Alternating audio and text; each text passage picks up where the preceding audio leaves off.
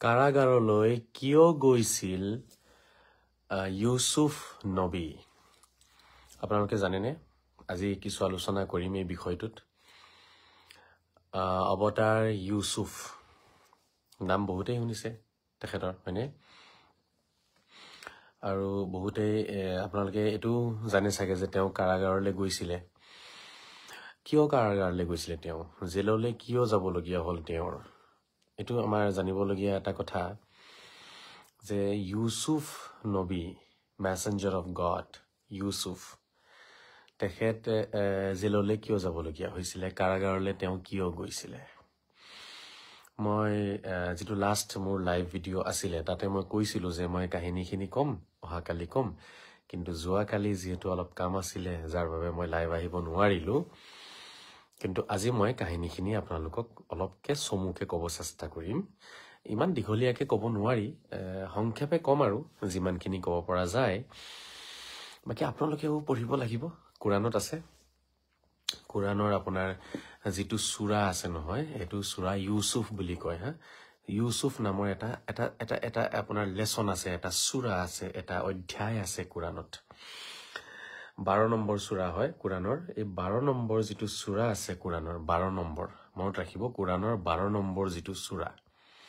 কোৰাণত কিমান অধ্যায় আছে আপোনালোকে সকলোৱে জানে যে কোৰাণত আছে আপোনাৰ 114টা 114টা চূৰা আছে। এই চূৰাবিলাকক আমি চূৰা বুলিও ক'ব পাৰোঁ, আমি অধ্যায় বুলি ক'ব পাৰোঁ, লেচন বুলি ক'ব পাৰোঁ, চূৰা আৰু আমি চূৰা বুলি কওঁ, বা আৰবিত চূৰা বুলি কয়। 114টা আছে, তাৰে 12 নম্বৰ যিটো চূৰা, 12 নম্বৰ যিটো অধ্যায়, সেইটো হৈছে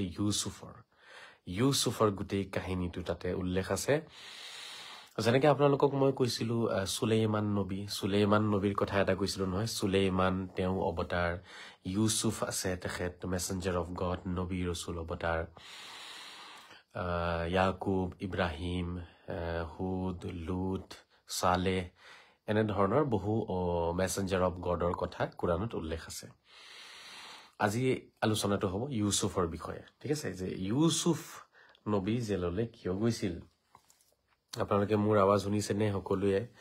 ভইচটো যদি ক্লিয়াৰ আছে মোক জনাই দিব কথাখিনি পাতিবলৈ কাৰণে, তেতিয়া মোৰ সুবিধা হ'ব আৰু। ইমান দেৰি কিয় হ'ল? আচলতে সোনকালে আহিম বুলিয়েই ভাবোঁ, কিন্তু অলপ দেৰি হৈ যায়গে। আলোচনা কৰিও ভাল লাগে দিয়ক, দেৰি হ'লে চবৰে কাম কাজবোৰ সকলোৰে শেষ হৈ যায় তেতিয়া দেৰি হ'লে। সোনকালে আহিব লাগিব বাৰু, সেইটো ঠিক কৈছে আপোনালোকে।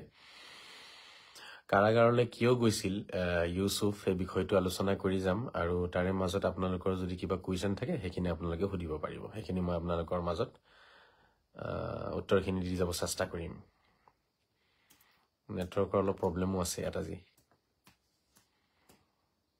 তথাপিও আলোচনাখিনি কৰি যাম। নেটৱৰ্কৰ ইছ্যু থাকিবই, আপোনালোকে সকলোৱে মাজে মাজে কুৱেশ্যনখিনি কৰিব।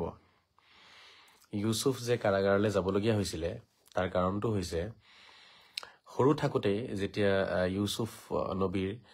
ভাই ককাই আছিলে 11জন,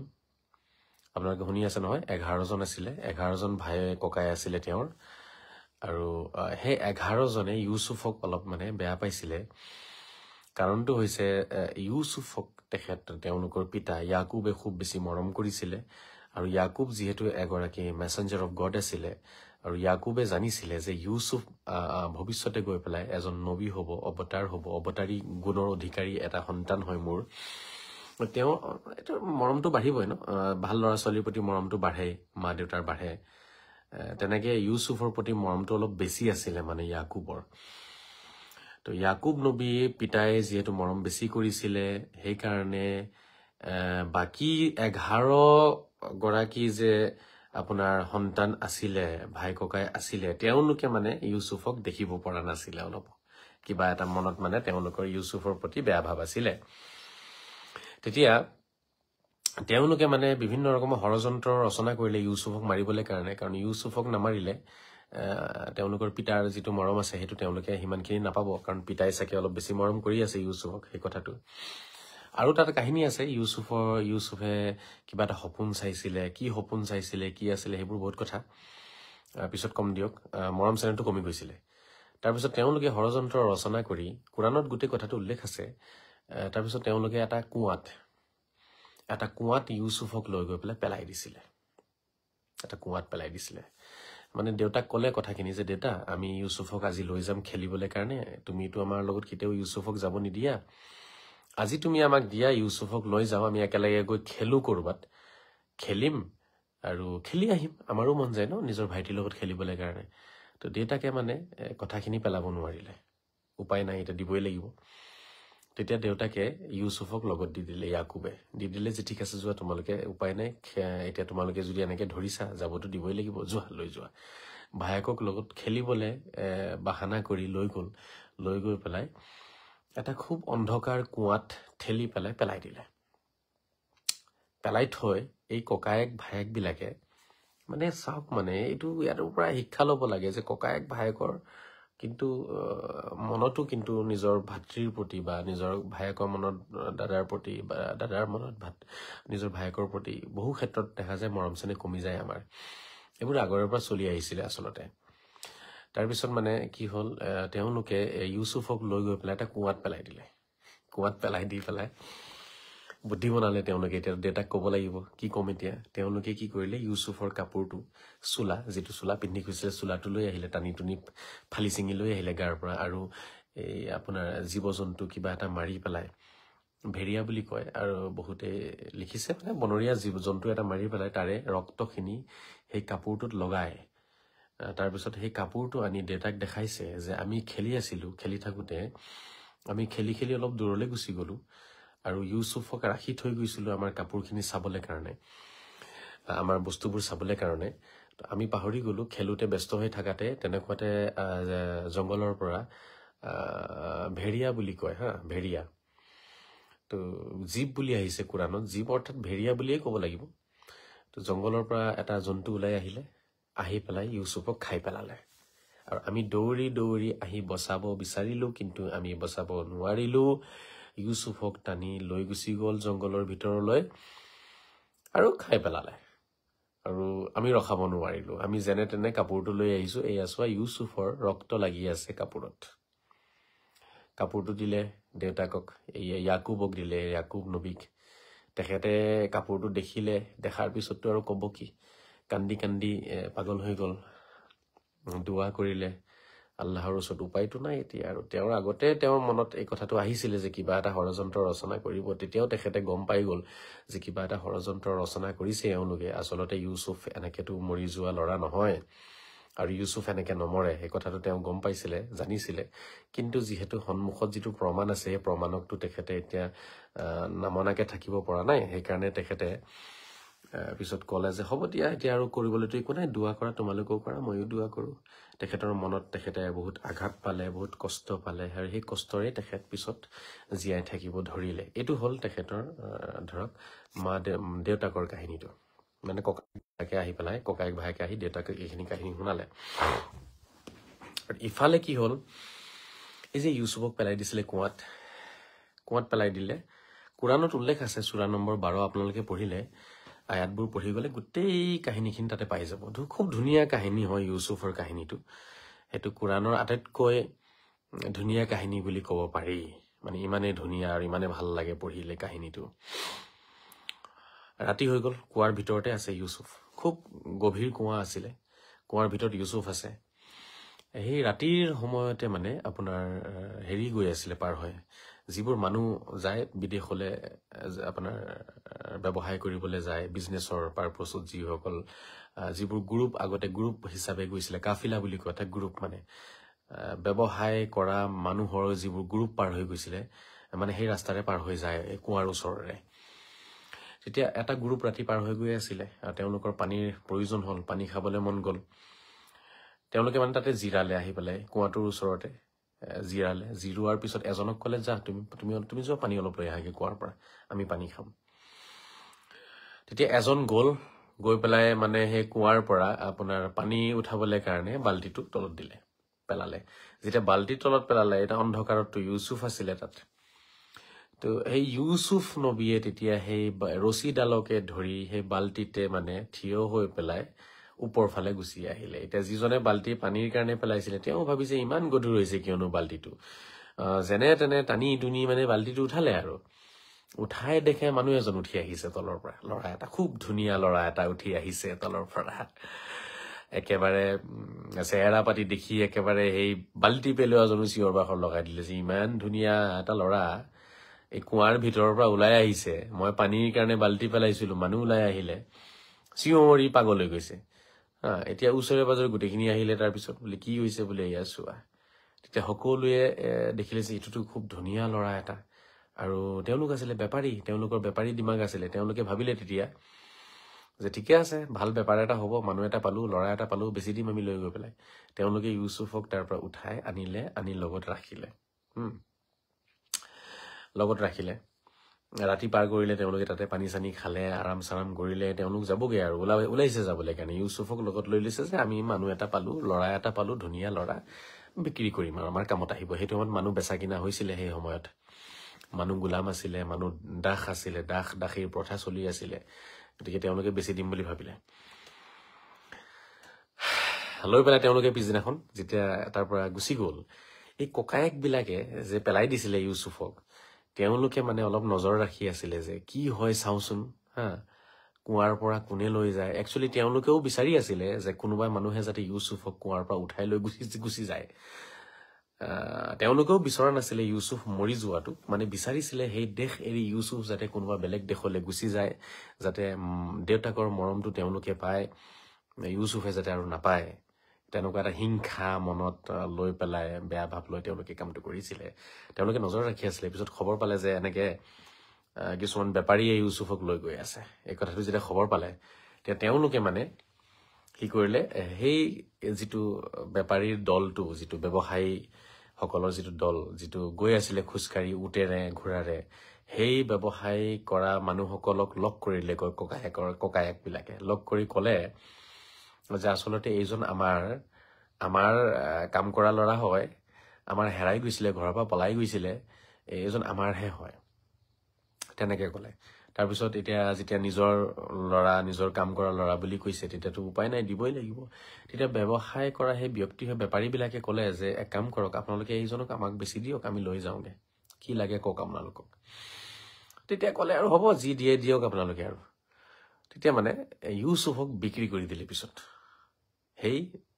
বেপাৰী বিলাকৰ ওচৰত বিক্ৰী কৰি দিলে ৰাইটাৰে বিভিন্ন ৰকমৰ কাহিনী লিখে তাৰে ভিতৰত এটা কাহিনী এইটো আৰু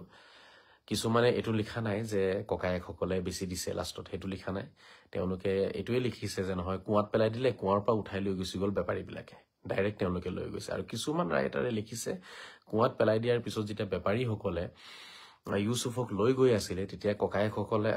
আহি পেলাই বেপাৰী বিলাকৰ লগত আলোচনা কৰি বেপাৰীক মানে বিক্ৰী কৰি দিছিলে যে আমাৰে ল'ৰা হয় আমাৰে গোলাম হয় লৈ যাওক আপোনালোকে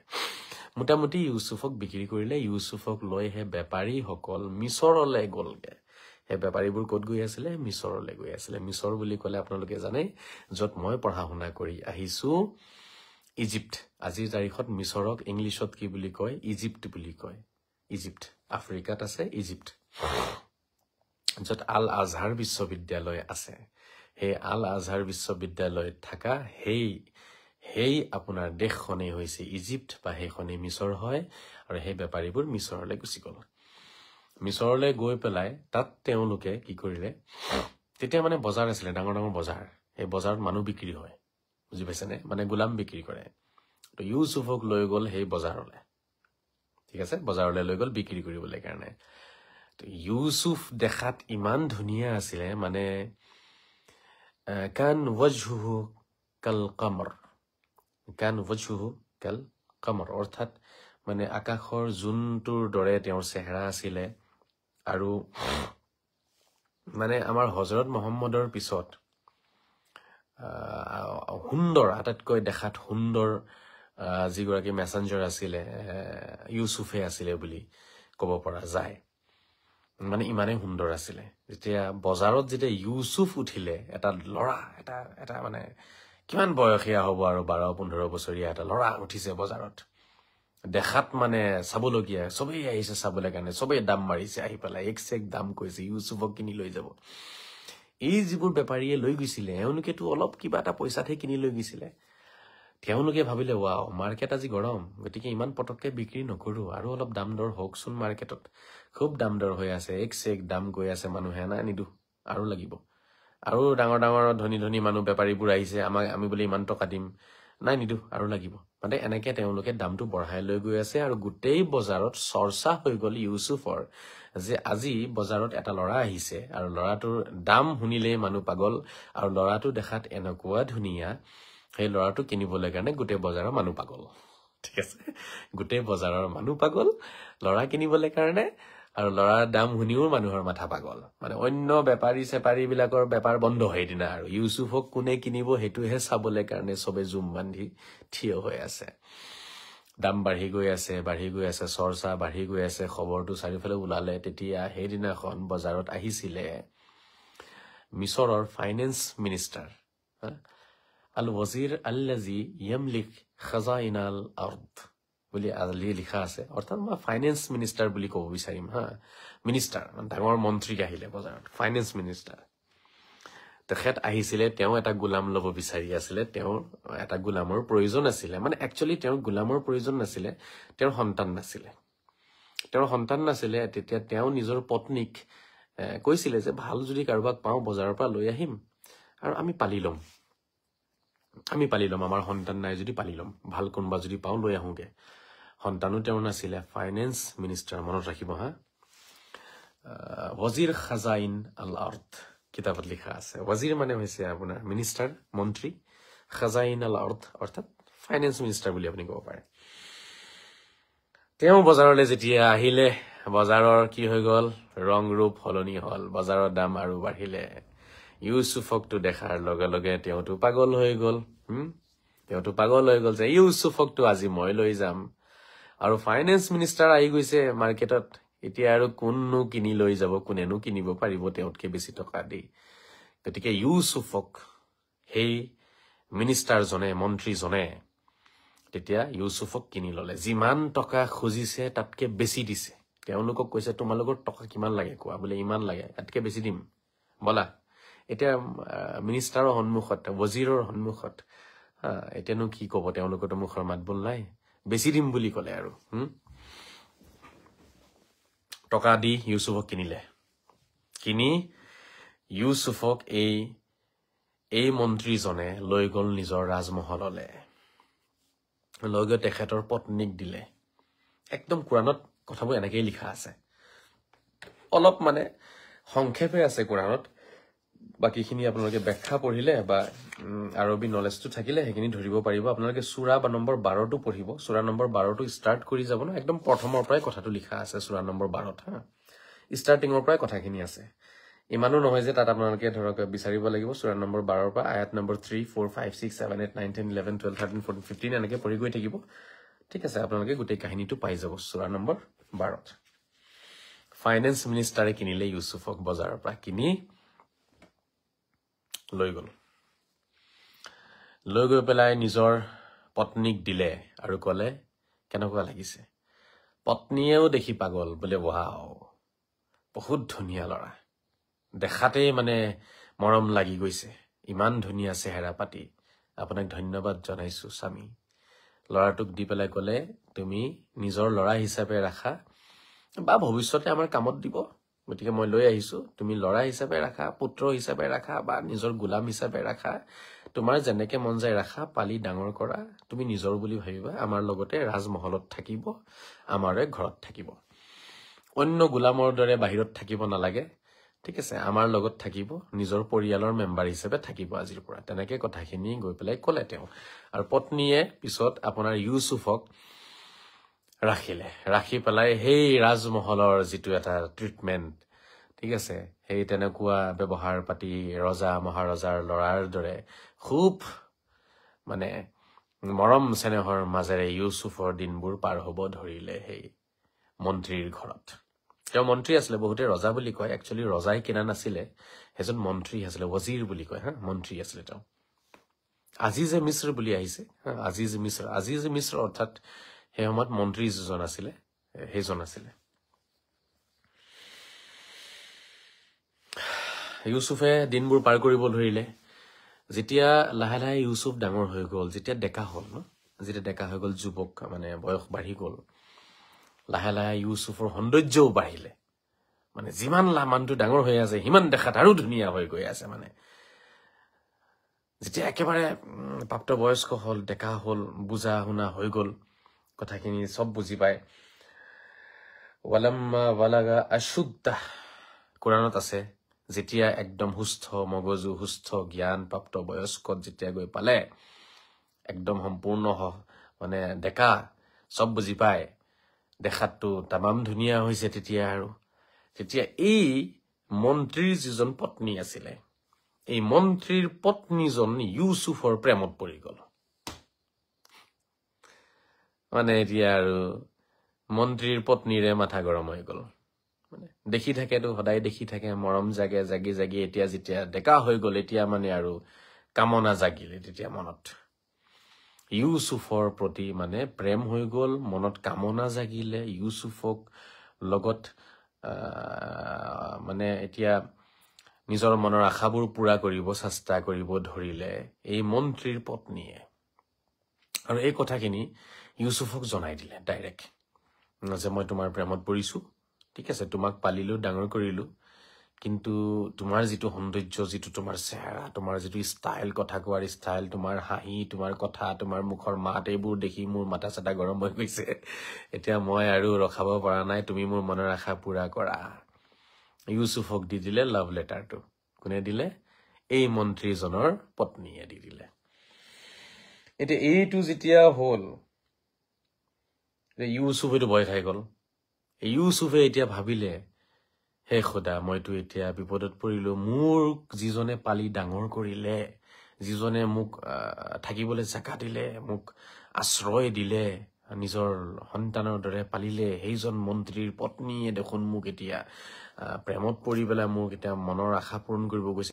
পৰিলে বহুত বিপদত। ইউসুফেতো লগে লগে মানা কৰি দিছে যে এইবোৰ মই কৰিব নোৱাৰো, এইটো আশা চাগা আপুনি কৰি লাভ নাই, এইবোৰ মই নকৰো, এইবোৰ আশা নকৰিব। কিন্তু পত্নীয়ে নেৰিলে, নাই তুমি এইটো মোৰ আশাটো হেৰি কৰিবই লাগিব। মানে ধৰক তেনেকে প্ৰথমৰ পৰাই অলপ মানে কথাখিনি জনাই গ'ল ইউসুফক, কিন্তু ইউসুফে কথাবোৰ নামানিলে। তেতিয়া পত্নীয়ে ৰাণী বুলি ক'লে ভুল হ'ব, আচলতে ৰাণী নহয়, এতিয়া মন্ত্ৰীৰ পত্নীটো, মানে এতিয়া নিজৰ ধৰক ঘৰৰ মালিকিনী বুলি ক'ব লাগিব। আৰু তেওঁ মানে এটা ষড়যন্ত্ৰ ৰচনা কৰিলে যে ইউসুফক মই কিবা নহয় কিবা প্ৰকাৰেৰে মানে মই ইউসুফক মানে কব্জাত আনিব লাগিব। এতিয়া এদিন তেওঁ কি কৰিলে, তেওঁলোকৰ ঘৰটো বহুত ডাঙৰ আছিলে, বহুত কোঠা আছে, মানে কোঠাৰ অভাৱ নাই। ইউসুফক কেইবাটা কোঠাৰ ভিতৰত যিটো বেডৰুম আছিলে, সেই বেডৰুমলৈ মাতিলে গোটেই কৰ্মচাৰীবিলাকক আগতে কাহিনীটো বুজাই দিছিলে যে তহঁতি আঁতৰি যাবি চবেই। তেওঁ মানে কেইবাটা কোঠা পাৰ কৰি গৈ ভিতৰৰ এটা কোঠাত, কিছু ৰাইটাৰে লিখিছে 7টা কোঠা আছিলে, কিছু ৰাইটাৰে লিখিছে 5টা কোঠা আছিলে। সেই কোঠাবোৰ পাৰ কৰি গৈ পেলাই ভিতৰত বেডৰুম আছিলে। তো এই পত্নীগৰাকীয়ে, মন্ত্ৰীৰ পত্নীগৰাকীয়ে সেই কোঠাত বহি পেলাই ইউসুফক ক'লে, তুমি মোক তাত লগ কৰিবা, আহি পেলাই অলপ আলোচনা আছে তোমাৰ লগত, কিবা আমাৰ বেলেগ আলোচনা আছে। তো ইউসুফে ক'লে ঠিক আছে মই আহি যাম। তো ইউসুফ সময়মতে সেই কোঠাবোৰ পাৰ কৰি গৈ সেই ভিতৰত গ'ল, ৰুমত গ'ল। সেই ৰুমত আপোনাৰ তেওঁ কি কৰিলে, মহিলাগৰাকীয়ে খুব ধুনীয়া কাপোৰ চাপোৰ পিন্ধি একেবাৰে মানে নিজকে সজাই পৰাই ৰাখিছিলে, যাতে ইউসুফক যাতে তেওঁ নিজৰ প্ৰতি আকৃষ্ট কৰিব পাৰে, ইউসুফৰ মনটো যাতে গলাই দিব পাৰে, ইউসুফক যাতে পহৰাই দিব পাৰে, আল্লাহৰ পৰা আঁতৰাই দিব পাৰে। কাৰণ ইউসুফ যিহেতু অৱতাৰী পুৰুষ আছিলে, তেতিয়া অৱতাৰী গুণ আছিলে তেওঁৰ গাত।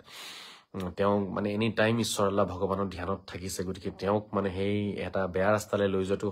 খুব কঠিন আছিলে। সেই কথাটো তেওঁ বুজি পাইছিলে মহিলাগৰাকীয়ে, সেইকাৰণে নিজকে প্ৰস্তুত কৰিলে, সজাই পৰাই প্ৰস্তুত কৰি পিছত ইউসুফক মাতিলে। ইউসুফ যেতিয়া ৰুমৰ ভিতৰলৈ গ'ল, স্পষ্টকে কোৰাণত লিখা আছে ৱাগাল্লাকাতিল আবৱাব, মানে যিমান কোঠাৰ দৰ্জা আছিলে চব দৰ্জা বন্ধ কৰাই দিলে। বন্ধ কৰাই ইউসুফক একদম ভিতৰৰ কোঠাত লৈ গৈ পেলাই তাৰ পিছত ইউসুফক ধৰিলে তাত, যে আজি কিন্তু তুমি মোৰ মনৰ আশা পূৰণ কৰিবই লাগিব, নহলে মই তোমাক যাব নিদিওঁ। আজি তুমি মোৰ লগত থাকিব লাগিব আৰু মোৰ মনৰ যিমান কামনা আছে আজি পূৰণ কৰি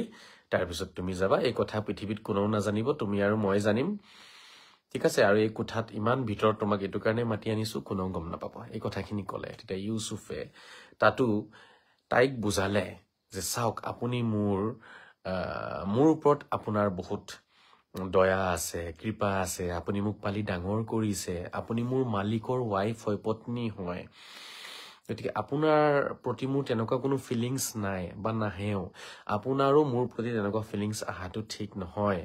আপোনালোকৰ মই লৰাৰ দৰে হওঁ বা আপুনি মোক পালি লৈছে গতিকে এইটো কিন্তু বেয়া কৰ্ম হ'ব বহুত বুজাব চেষ্টা কৰিলে ইউছুফে মানে মহিলাগৰাকীক কিন্তু মহিলাগৰাকীটো আগৰ পৰাই মানে ভাবি লৈছিলে যে আজিতো মই মানে খামেই আৰু আজি খাম আৰু আজি আৰু মই এৰি নিদিওঁ আৰু সেই সময়ত মন্ত্ৰীও গৈছিলে মিটিঙলে ৰজাৰ দৰবাৰলে মন্ত্ৰীও ঘৰত নাই এতিয়া দৰ্জা চজা বন্ধ কৰি ললে একেবাৰে যেতিয়া ইউছুফে বুজাব চেষ্টা কৰিলে মহিলাগৰাকীয়ে নামানে তেতিয়া ইউছুফে উপায় নাপায় ইউছুফে ভাবিলে এতিয়া মই ইয়াৰ পৰা পলাব লাগিব মোটামুটি মই ইয়াৰ পৰা আঁতৰ হ'ব লাগিব এই মহিলাৰ ওচৰৰ পৰা কাৰণ তাই লাহে লাহে কামনা বৃদ্ধি হৈ গৈ আছে পাগলৰ দৰে হ'ব ধৰিছে আচৰণবোৰ বেয়াৰ ফালে গৈ আছে মহিলাগৰাকী ইউছুফে ভাবিলে ইউছুফে আল্লাহৰ ওচৰত দোৱা কৰিলে যে আল্লাহ তুমি মোক বচাই দিয়া ভগৱান তুমি মোক বচাই দিয়া এইটো সময়ত মোক এই বিপদৰ পৰা উদ্ধাৰ কৰা কাৰণ মই বহুত বেয়াকে ফচি গৈছো এতিয়া মনে মনে দোৱা কৰিলে প্ৰাৰ্থনা কৰিলে আৰু দৰ্জাখন খুলি ওলাই আহিব ধৰিলে বিভিন্ন ৰাইটাৰে বিভিন্ন ধৰণে লিখে এখন দুখনকে কেইবাখনো দৰ্জা দুৱাৰ খুলি তেওঁ ওলাই আহিছিলে আৰু কিছু সংখ্যকে লিখে নহয় এখন দুখনতে খুলিছিলে মানে বেছি দুৱাৰ নাছিলে বা বেছি কোঠাৰ ভিতৰত যোৱা নাছিলে যি কি নহওক ইউছুফ যেতিয়া ওলাই আহিব ধৰিলে ঠিক সেইটো সময়তে দৰ্জা খুলি ওলাই আহিছে দৰ্জাটো ধাক্কা দি দুৱাৰখন খুলি ওলাই আহিছে আৰু সন্মুখত মন্ত্ৰীক পালে নহয় মন্ত্ৰীৰো সেইদিনাখন কিবা কাম চাম আছিলে শেষ হ'ল ভাবিলে সাৰপ্ৰাইজে দিও পত্নীক আজি ঘৰলৈ যাও পত্নীৰ লগত বহি খুব আলোচনা কৰিম আৰু তেওঁৰ পত্নীও দেখাত কিন্তু মানিবলগীয়া এগৰাকী মহিলা আছিলে খুব সৌন্দৰ্যৰে ভৰপূৰ মানে full of beauty full of life এগৰাকী মহিলা আছিলে তেওঁ খুব ধুনীয়া আছিলে দেখাত তেওঁ মন্ত্ৰীয়ে ভাবিছে যে আজি ঘৰত গৈ পেলাই অলপ পত্নীৰ লগত অলপ টাইম পাৰ কৰো কথা চথা পাতো মিটিং শেষ হৈ গ'ল ৰজাৰ লগত তেওঁ সেইটো সময়ত আহি পালে নহয় মানে কি ক'ব আৰু এইটো মানে বিপদে বোলে যেতিয়া ধৰে মানুহক তেতিয়া বোলে এনেকুৱাই হয় বুজি পাইছে নাই তো সেই সময়ত হ'ল কি সেই সময়ত মানে আপোনাৰ ইউছুফৰ দৰ্জাটো যেতিয়া খুলিলে সন্মুখত আহি ওলাল কোন মন্ত্ৰী ওলালে মন্ত্ৰীয়ে দেখিলে মানে ঠেলা জোৰা কৰি থাকাতে দেখিলে টানাটানি কৰাতে দেখিলে এতিয়া লগে লগে এতিয়া হ'ব কি ফচিলে নহয় এতিয়া পত্নী ফচিলে এতিয়া পত্নীয়ে নিজকে বচাবলৈ কাৰণে নিজৰ হাজবেণ্ডৰ সন্মুখত ক'লে যে এই ল'ৰাটোৱে এইটো মহা বদমাছ ই মোক এই ৰুমলৈ আনি পেলাই মোৰ লগত বেয়া কৰ্ম কৰিব বিচাৰিছে ঠিক আছে এইটো মানে ক'লে তেতিয়া নিজকে বচাবলৈ কাৰণে ইউছুফে তেতিয়া ক'লে নাই তেওঁতো মিছা কথা কৈ আছে মিছা কথা কৈছে মই তেওঁক মাতা নাই তেওঁহে মোক মাতি আনি পেলাই মোৰ লগত বেয়া কাম কৰিব বিচাৰিছে মোৰ লগত মনৰ আশা পূৰণ কৰিব বিচাৰিছে দুয়োজনে কথা নিজৰকে ক'লে কোৱাৰ পিছত এতিয়া মন্ত্ৰী তাত বিভাঙত পৰিলে এতিয়া কাৰ কথা শুদ্ধ কাৰ কথা অশুদ্ধ জানিব পৰা নাই তেতিয়া তেখেতে নিজৰে খুব একেবাৰে অন্তৰংগ বন্ধু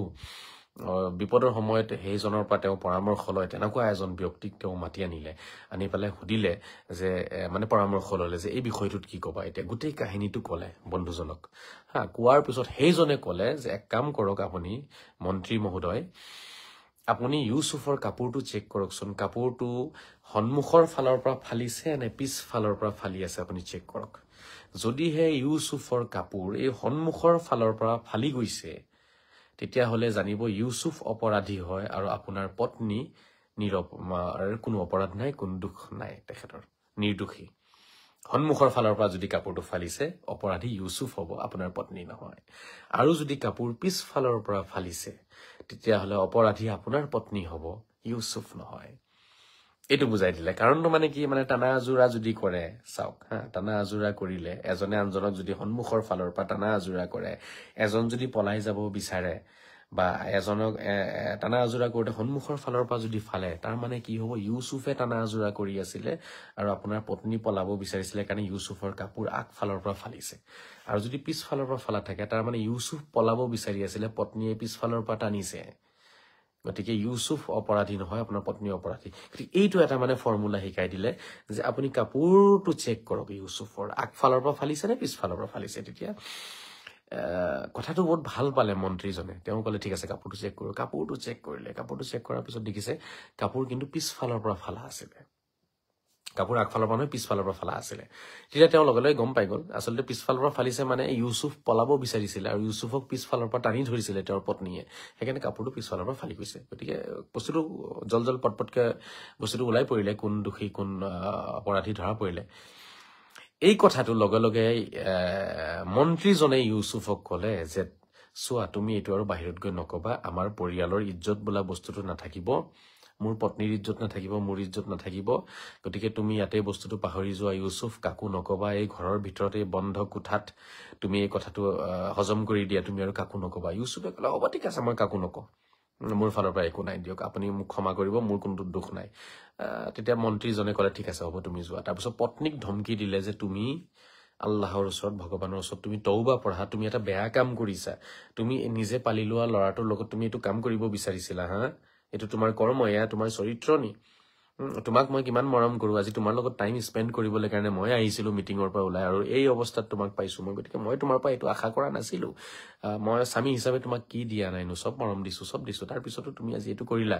গতিকে এইটো তোমাৰ পৰা মই আশা কৰা নাছিলো গতিকে তোমাক মই কৈছো তুমি যি কৰিলা মই মোৰ ফালৰ পৰা তোমাক মই ক্ষমা কৰিছো তুমি আল্লাহৰ ওচৰত তুমি ভগৱানৰ ওচৰত তুমি ক্ষমা খুজি লোৱা ক্ষমা খুজি আৰু ভৱিষ্যতে এনেকুৱা কৰ্ম নকৰো বুলি তুমি প্ৰায়শ্চিত কৰা অনুতপ্ত হ'ব লাগে তোমাৰ লাজ বোলা বস্তুটো তুমি ৰাখিবা খুব ধমকি চমকি দি বুজাই দি পেলাই এই বস্তুটো মানে সেই বন্ধ কোঠাৰ ভিতৰতে বস্তুটো মানে কি কৰিলে মন্ত্ৰীজনে বস্তুটো নাইকিয়া কৰি দিলে ঠিক আছে কিন্তু কথা এষাৰ আছে নহয় বন্ধুসকল কথা বোলে দিৱাৰেও বোলে কথা শুনে দিৱাৰৰো বোলে কাণ থাকে দিৱাৰৰ বোলে কাণ থাকে ৱালৰো বোলে কাণ থাকে বেৰৰো বোলে কাণ থাকে এইবোৰ কথানো ক'ত লুকাই থাকে কথাটো মোটামুটি কেনেবা কয় গোটেই গাঁৱত প্ৰচাৰ হৈ গ'ল গোটেই দেশত প্ৰচাৰ হৈ গ'ল যে মন্ত্ৰী মহোদয়ৰ পত্নীয়ে পালি লোৱা ল'ৰাৰ লগত বেয়া কাম কৰিব বিচাৰিছিলে আৰু ধৰা পৰিলে আৰু মন্ত্ৰীৰ পত্নীয়ে বোলে ভাল পায় বোলে সেই ল'ৰাটোক পালি লোৱা ল'ৰাটোকেই বোলে ভাল পায় এই কথাবোৰ মানে এজনৰ পৰা আন এজনৰ পৰা আৰু এজন এনেকে গোটেই মানে জিলাখনত ধৰক গোটেই অঞ্চলটোত বিয়পি পৰিলে বৰ লাজৰ বিষয় হৈ পৰিলে মানুহৰ মুখে মুখে খালি এটাই আলোচনা বোলে কি বোলে আমাৰ ফাইনেন্স মিনিষ্টাৰ যিজন আছে সেই মিনিষ্টাৰৰ ৱাইফে পালি লোৱা ল'ৰাটোৰ প্ৰেমত পৰিলে নহয় বুজিছে নাই এই আমাৰ আছে নহয় আলোচনা আমাৰ এটা হেৰি নাথাকে জানো এটা সাংবাদিক এটা নিজে আমাৰ আঞ্চলিক সাংবাদিক কিছুমান থাকে সংবাদ মাধ্যম এটা থাকে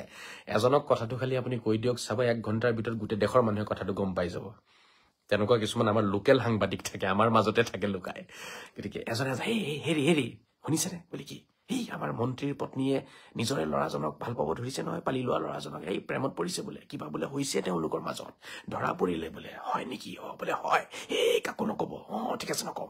এনেকে মানে এজনে আনজনক এই কাকো নকব ঠিক আছে নকওঁ মানে এজনে আনজনক কয় আৰু তাৰপিছত কৈ দিয়ে নকব দেই কাকো নকব সিও কয় নকওঁ ঠিক আছে নকওঁ সেইজনে আৰু আন এজনক কৈ দিয়ে কথাটো কৈ পেলাই কাকো নকব দেই কাকো নকব যি শুনিলে আৰু হ'ব ঠিক আছে মোটামুটি কথা গোটেই এই দিনটোৰ ভিতৰত মানে গোটেই চহৰে নগৰে বিয়পি পৰিলে আৰু এটা কথা আপোনালোকে জানে যে যিসকল খুব শিক্ষিত বা খুব ধৰক ধনী পৰিয়ালৰ মহিলা হয় তেওঁলোকৰ ফ্ৰেণ্ডো থাকে তেনেকুৱা খুব উচ্চ শিক্ষিত আৰু ধনী মহিলাসকল ফ্ৰেণ্ড থাকে এই মন্ত্ৰীগৰাকীৰ পত্নীৰ যিসকল ফ্ৰেণ্ড আছিলে মহিলা ফ্ৰেণ্ড আছিলে ছোৱালী ফ্ৰেণ্ড আছিলে তেওঁলোকৰ মাজতো কথাটো বিয়পি পৰিলে যে অমুকেতো নিজৰে ল'ৰাটো বা নিজৰে পালি লোৱা সেই ঘৰত থকা ল'ৰাটোৰ প্ৰেমত পৰিছে কথাটো মানে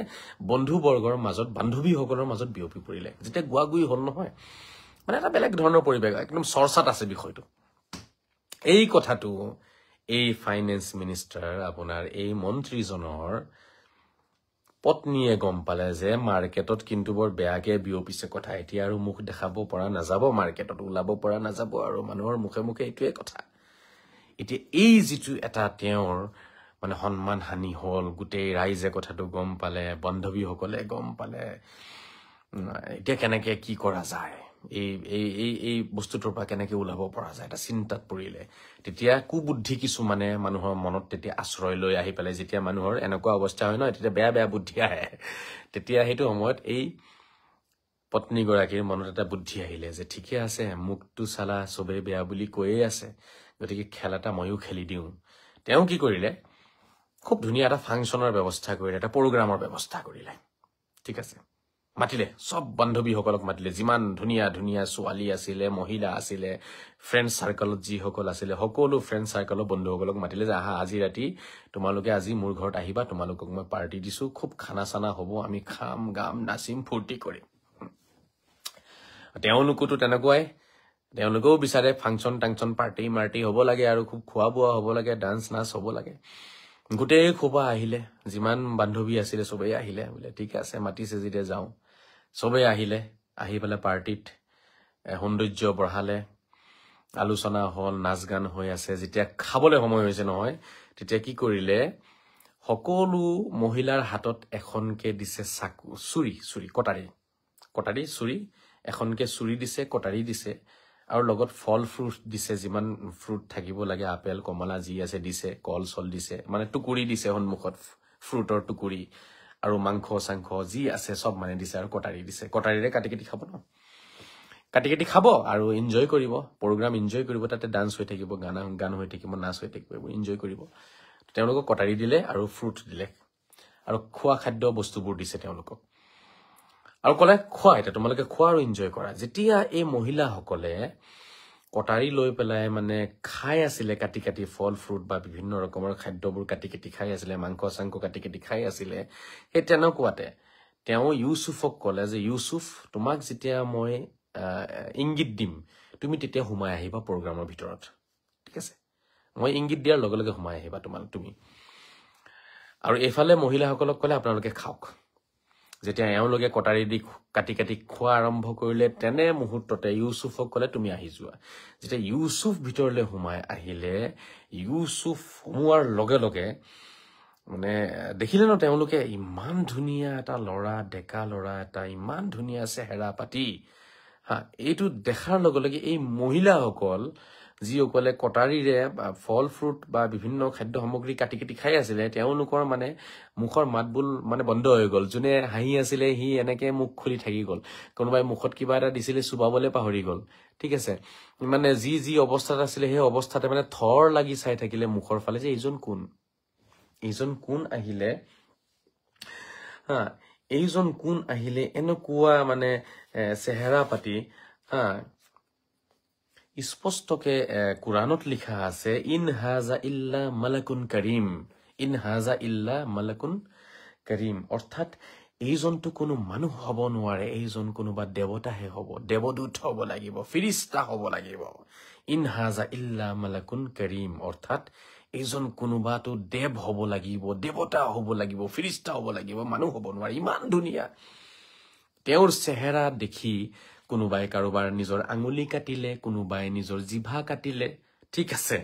মানে এই যে কটাৰীৰে যে ফল কাটিব লাগে ফল কাটোতে এনেকে ৰেপ দি আছিলে ন দিওঁতে ফলটো কাটি গৈ আঙুলিও কাটিলে তথাপিও মানে তেওঁলোকে ফিল কৰা নাছিলে নিজৰ কষ্টখিনি মানে মগ্ন হৈ গৈছিলে ইউসুফৰ চেহেৰা পাতি শাৰীৰিক গঠন মুখৰ গঠন ঠিক আছে কথাৰ ষ্টাইল হাঁহিৰ ষ্টাইল ইউসুফৰ খোজ কৰাৰ ষ্টাইল সেইবোৰ দেখি গোটেই মহিলাসকল মানে পাগল হৈ গল আৰু তেওঁলোকে পৃথিৱীখন পাহৰি গল তেওঁলোকৰ হাতত যে কটাৰী আছিলে সেইটোও পাহৰি গল ফল কাটা বাদ দি তেওঁলোকে হাতে কাটিলে কিছুমানে আঙুলি কাটিলে ঠিক আছে কিছুমানে ফল কামুৰিবলৈ পেলাই জিভা কামুৰিলে মানে তেজেৰে ৰাঙলি হৈ গল বহুতৰে হাত ভৰি ইউসুফক এবাৰ দেখাৰ লগে লগে যেতিয়া ইউসুফক দেখাৰ লগে লগে তেওঁলোকৰ এই অৱস্থা হল নহয় তাৰ পিছত এই মন্ত্ৰীজনৰ পত্নীয়ে ইউসুফক কলে ইউসুফ তুমি যোৱা ইউসুফ গুচি গল যোৱাৰ পিছত তেতিয়া এই মহিলাগৰাকীয়ে এই সকলো বান্ধৱীক কলে যে তোমালোকে যে মোক ইমান মাৰ্কেটত বেয়া বুলি কলা যে মোৰ চৰিত্ৰ বেয়া মন্ত্ৰীৰ পত্নীয়ে ঘৰৰ ল'ৰা এটাৰ প্ৰেমত পৰিছে আজি তোমালোকে হাত কাটিলা কেলে আজি তোমাৰ মুখখন চাও তোমাৰ দেখোন জিভা কামুৰি দিলা তুমি তেজ ওলাই আছে তোমাৰ চাও তোমাৰ হাতৰ আঙুলি গল ফিনিশ মানে আপেল কাটোতে আঙুলি কাটি পেলালা তোমাক চাও তুমি দেখোন তোমাৰ হাতে কাটি পেলালা গোটেই ৰাঙুলি হৈ আছে কি হল তোমালোকৰ কি হল মই বাৰু বেয়া মই ইউসুফক দেখি পাগল হৈ গৈছিলো তোমালোকে আজি নিজকে নিয়ন্ত্ৰণ কৰিব নোৱাৰিলা কিয় তোমালোকে হাত আঙুলি চাঙুলি কাটি একদম ফিনিশ কৰি দিলা যে সবজন তেজে তেজ হৈ আছে তোমালোকৰ মাতবোৰ বন্ধ হৈ গৈছিলে কিয় তেতিয়া সেই গোটেই মহিলাসকলে একমত হল যে নহয় একচুয়ালি আপোনাৰো দুখ নাই ইমান ধুনিয়া এটা লৰা ইমান ধুনিয়া স্বাস্থ্য পাতি চেহেৰা পাতি দেখাত মানুহ যেন লাগা নাই কোনোবা যেন অবতাৰী পুৰুষ বা কোনোবা যেন দেৱতা হয় মানুহ যেন লাগা নাই এনেকুৱা মানুহ বা এনেকুৱা লৰা দেখিলেতো যিকোনো মানুহ স্বাভাৱিকভাৱেই প্ৰেমত পৰিব তেতিয়া সকলোৱে ক'লে যে একচুয়ালি আমি ভুল বুজি আছিলো ইয়াতে তোমাৰ নিজৰ যিটো তুমি যিটো কন্ট্ৰোল কৰিব পৰা নাছিলা হেতু একচুয়ালি তোমাৰ কাৰণে স্বাভাৱিক হয় আমিও কন্ট্ৰোল কৰিব নোৱাৰিলো আমিও পাহৰি গলো অলপ সময়ৰ কাৰণে পৃথিৱীখন নিজৰে হাতে আমি নিজৰ হাতৰ আঙুলি আমিয়ে কাটি পেলালো তেতিয়া মানে হেই মন্ত্ৰীজনৰ পত্নীৰ ওপৰত যিটো দাগ লাগিছিল ন সেই দাগটো আঁতৰিলে সেইদিনাখনৰ পৰা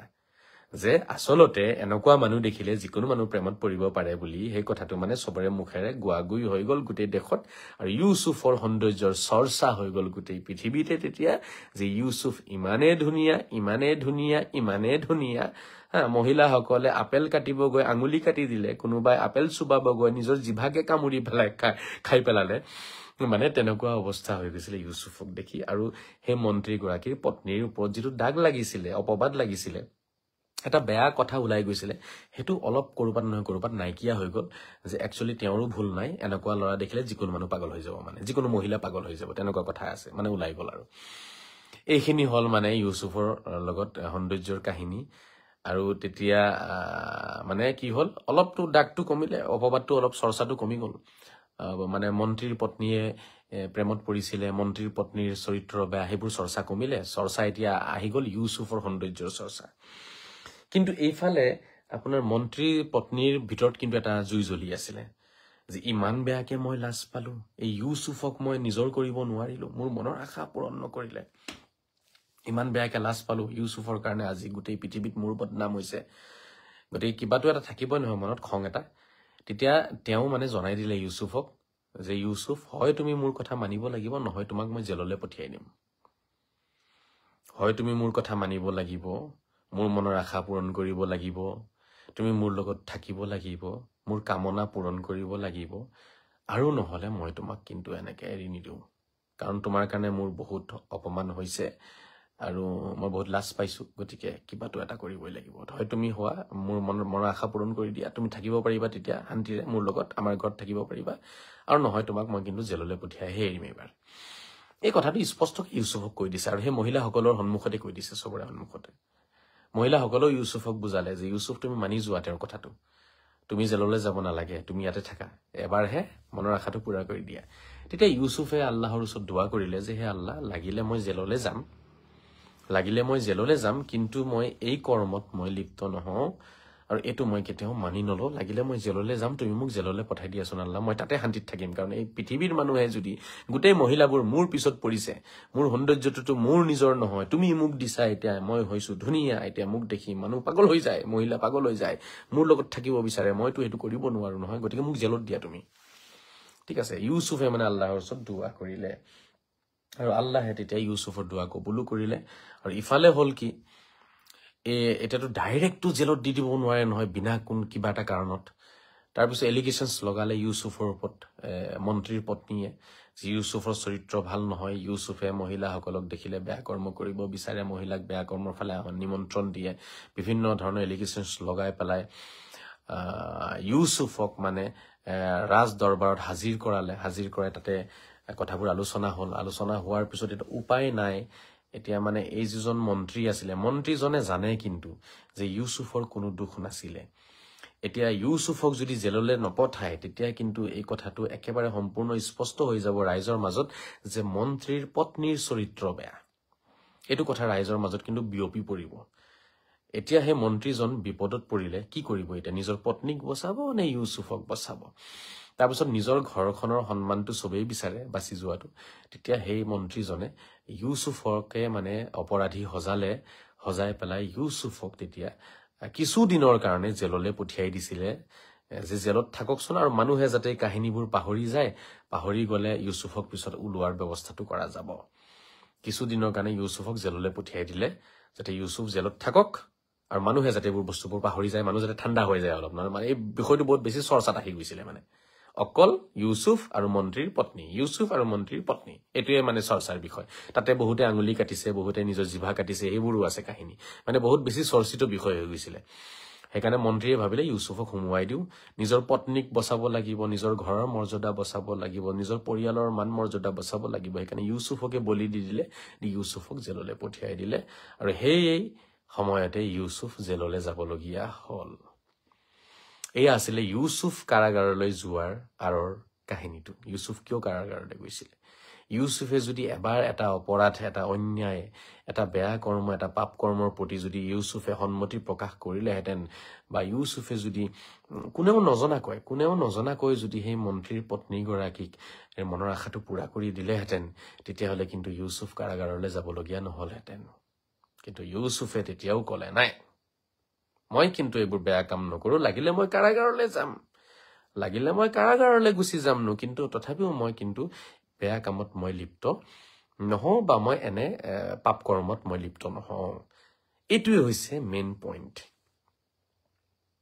এইটোৱে আমাক শিকাই আছে ইউসুফে এইটোৱে শিকাইছে কোৰাণৰ সূৰা নম্বৰ 12 কোৰাণৰ সূৰা নম্বৰ 12 আমাক কি শিকায়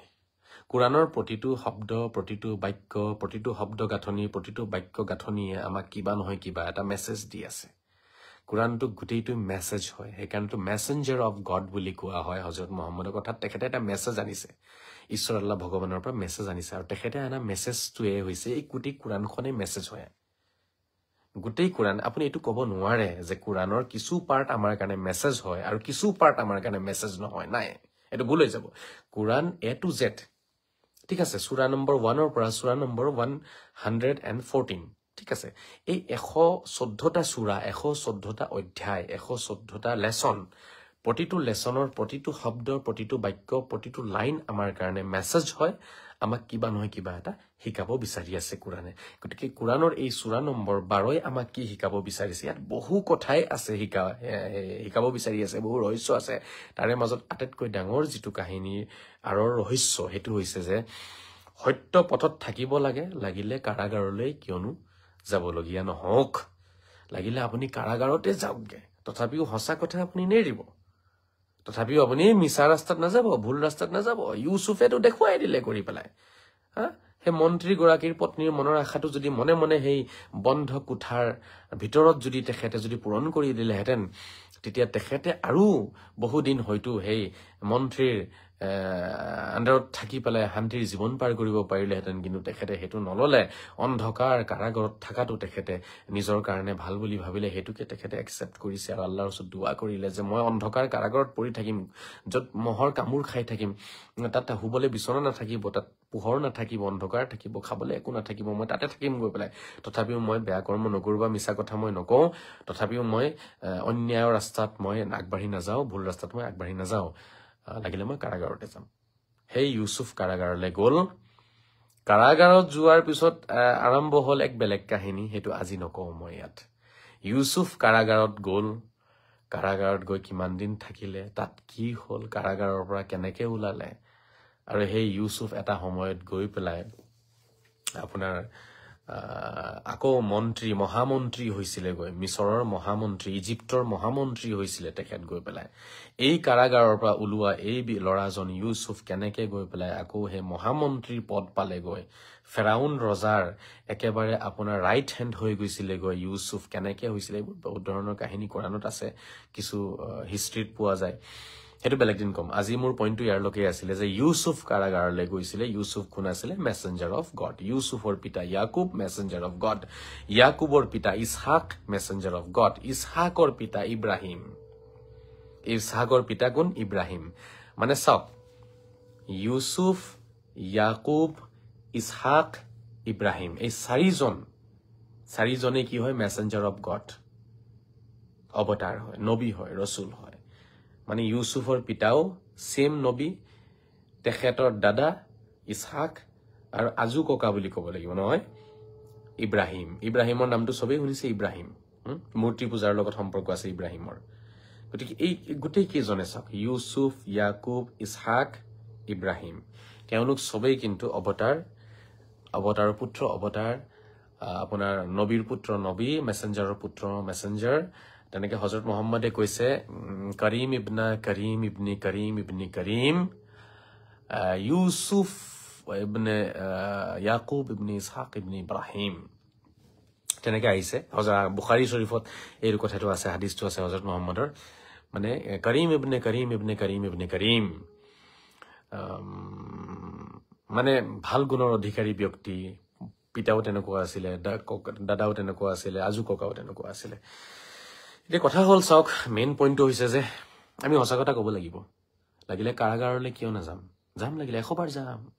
এটা বহুতে কবা আজহাৰিয়ে নিজকে কম্পেয়াৰ কৰি থাকে ইউসুফৰ লগত কম্পেয়াৰ কৰি দিয়ে হযৰত মুহাম্মদৰ লগত কম্পেয়াৰ কৰে নাই ইয়াতে কোনেও কাৰো লগত নিজকে তুলনা দিয়া নাই কথা হৈছে আমাৰ ভিতৰত তেওঁলোকৰ আদৰ্শ আছে নে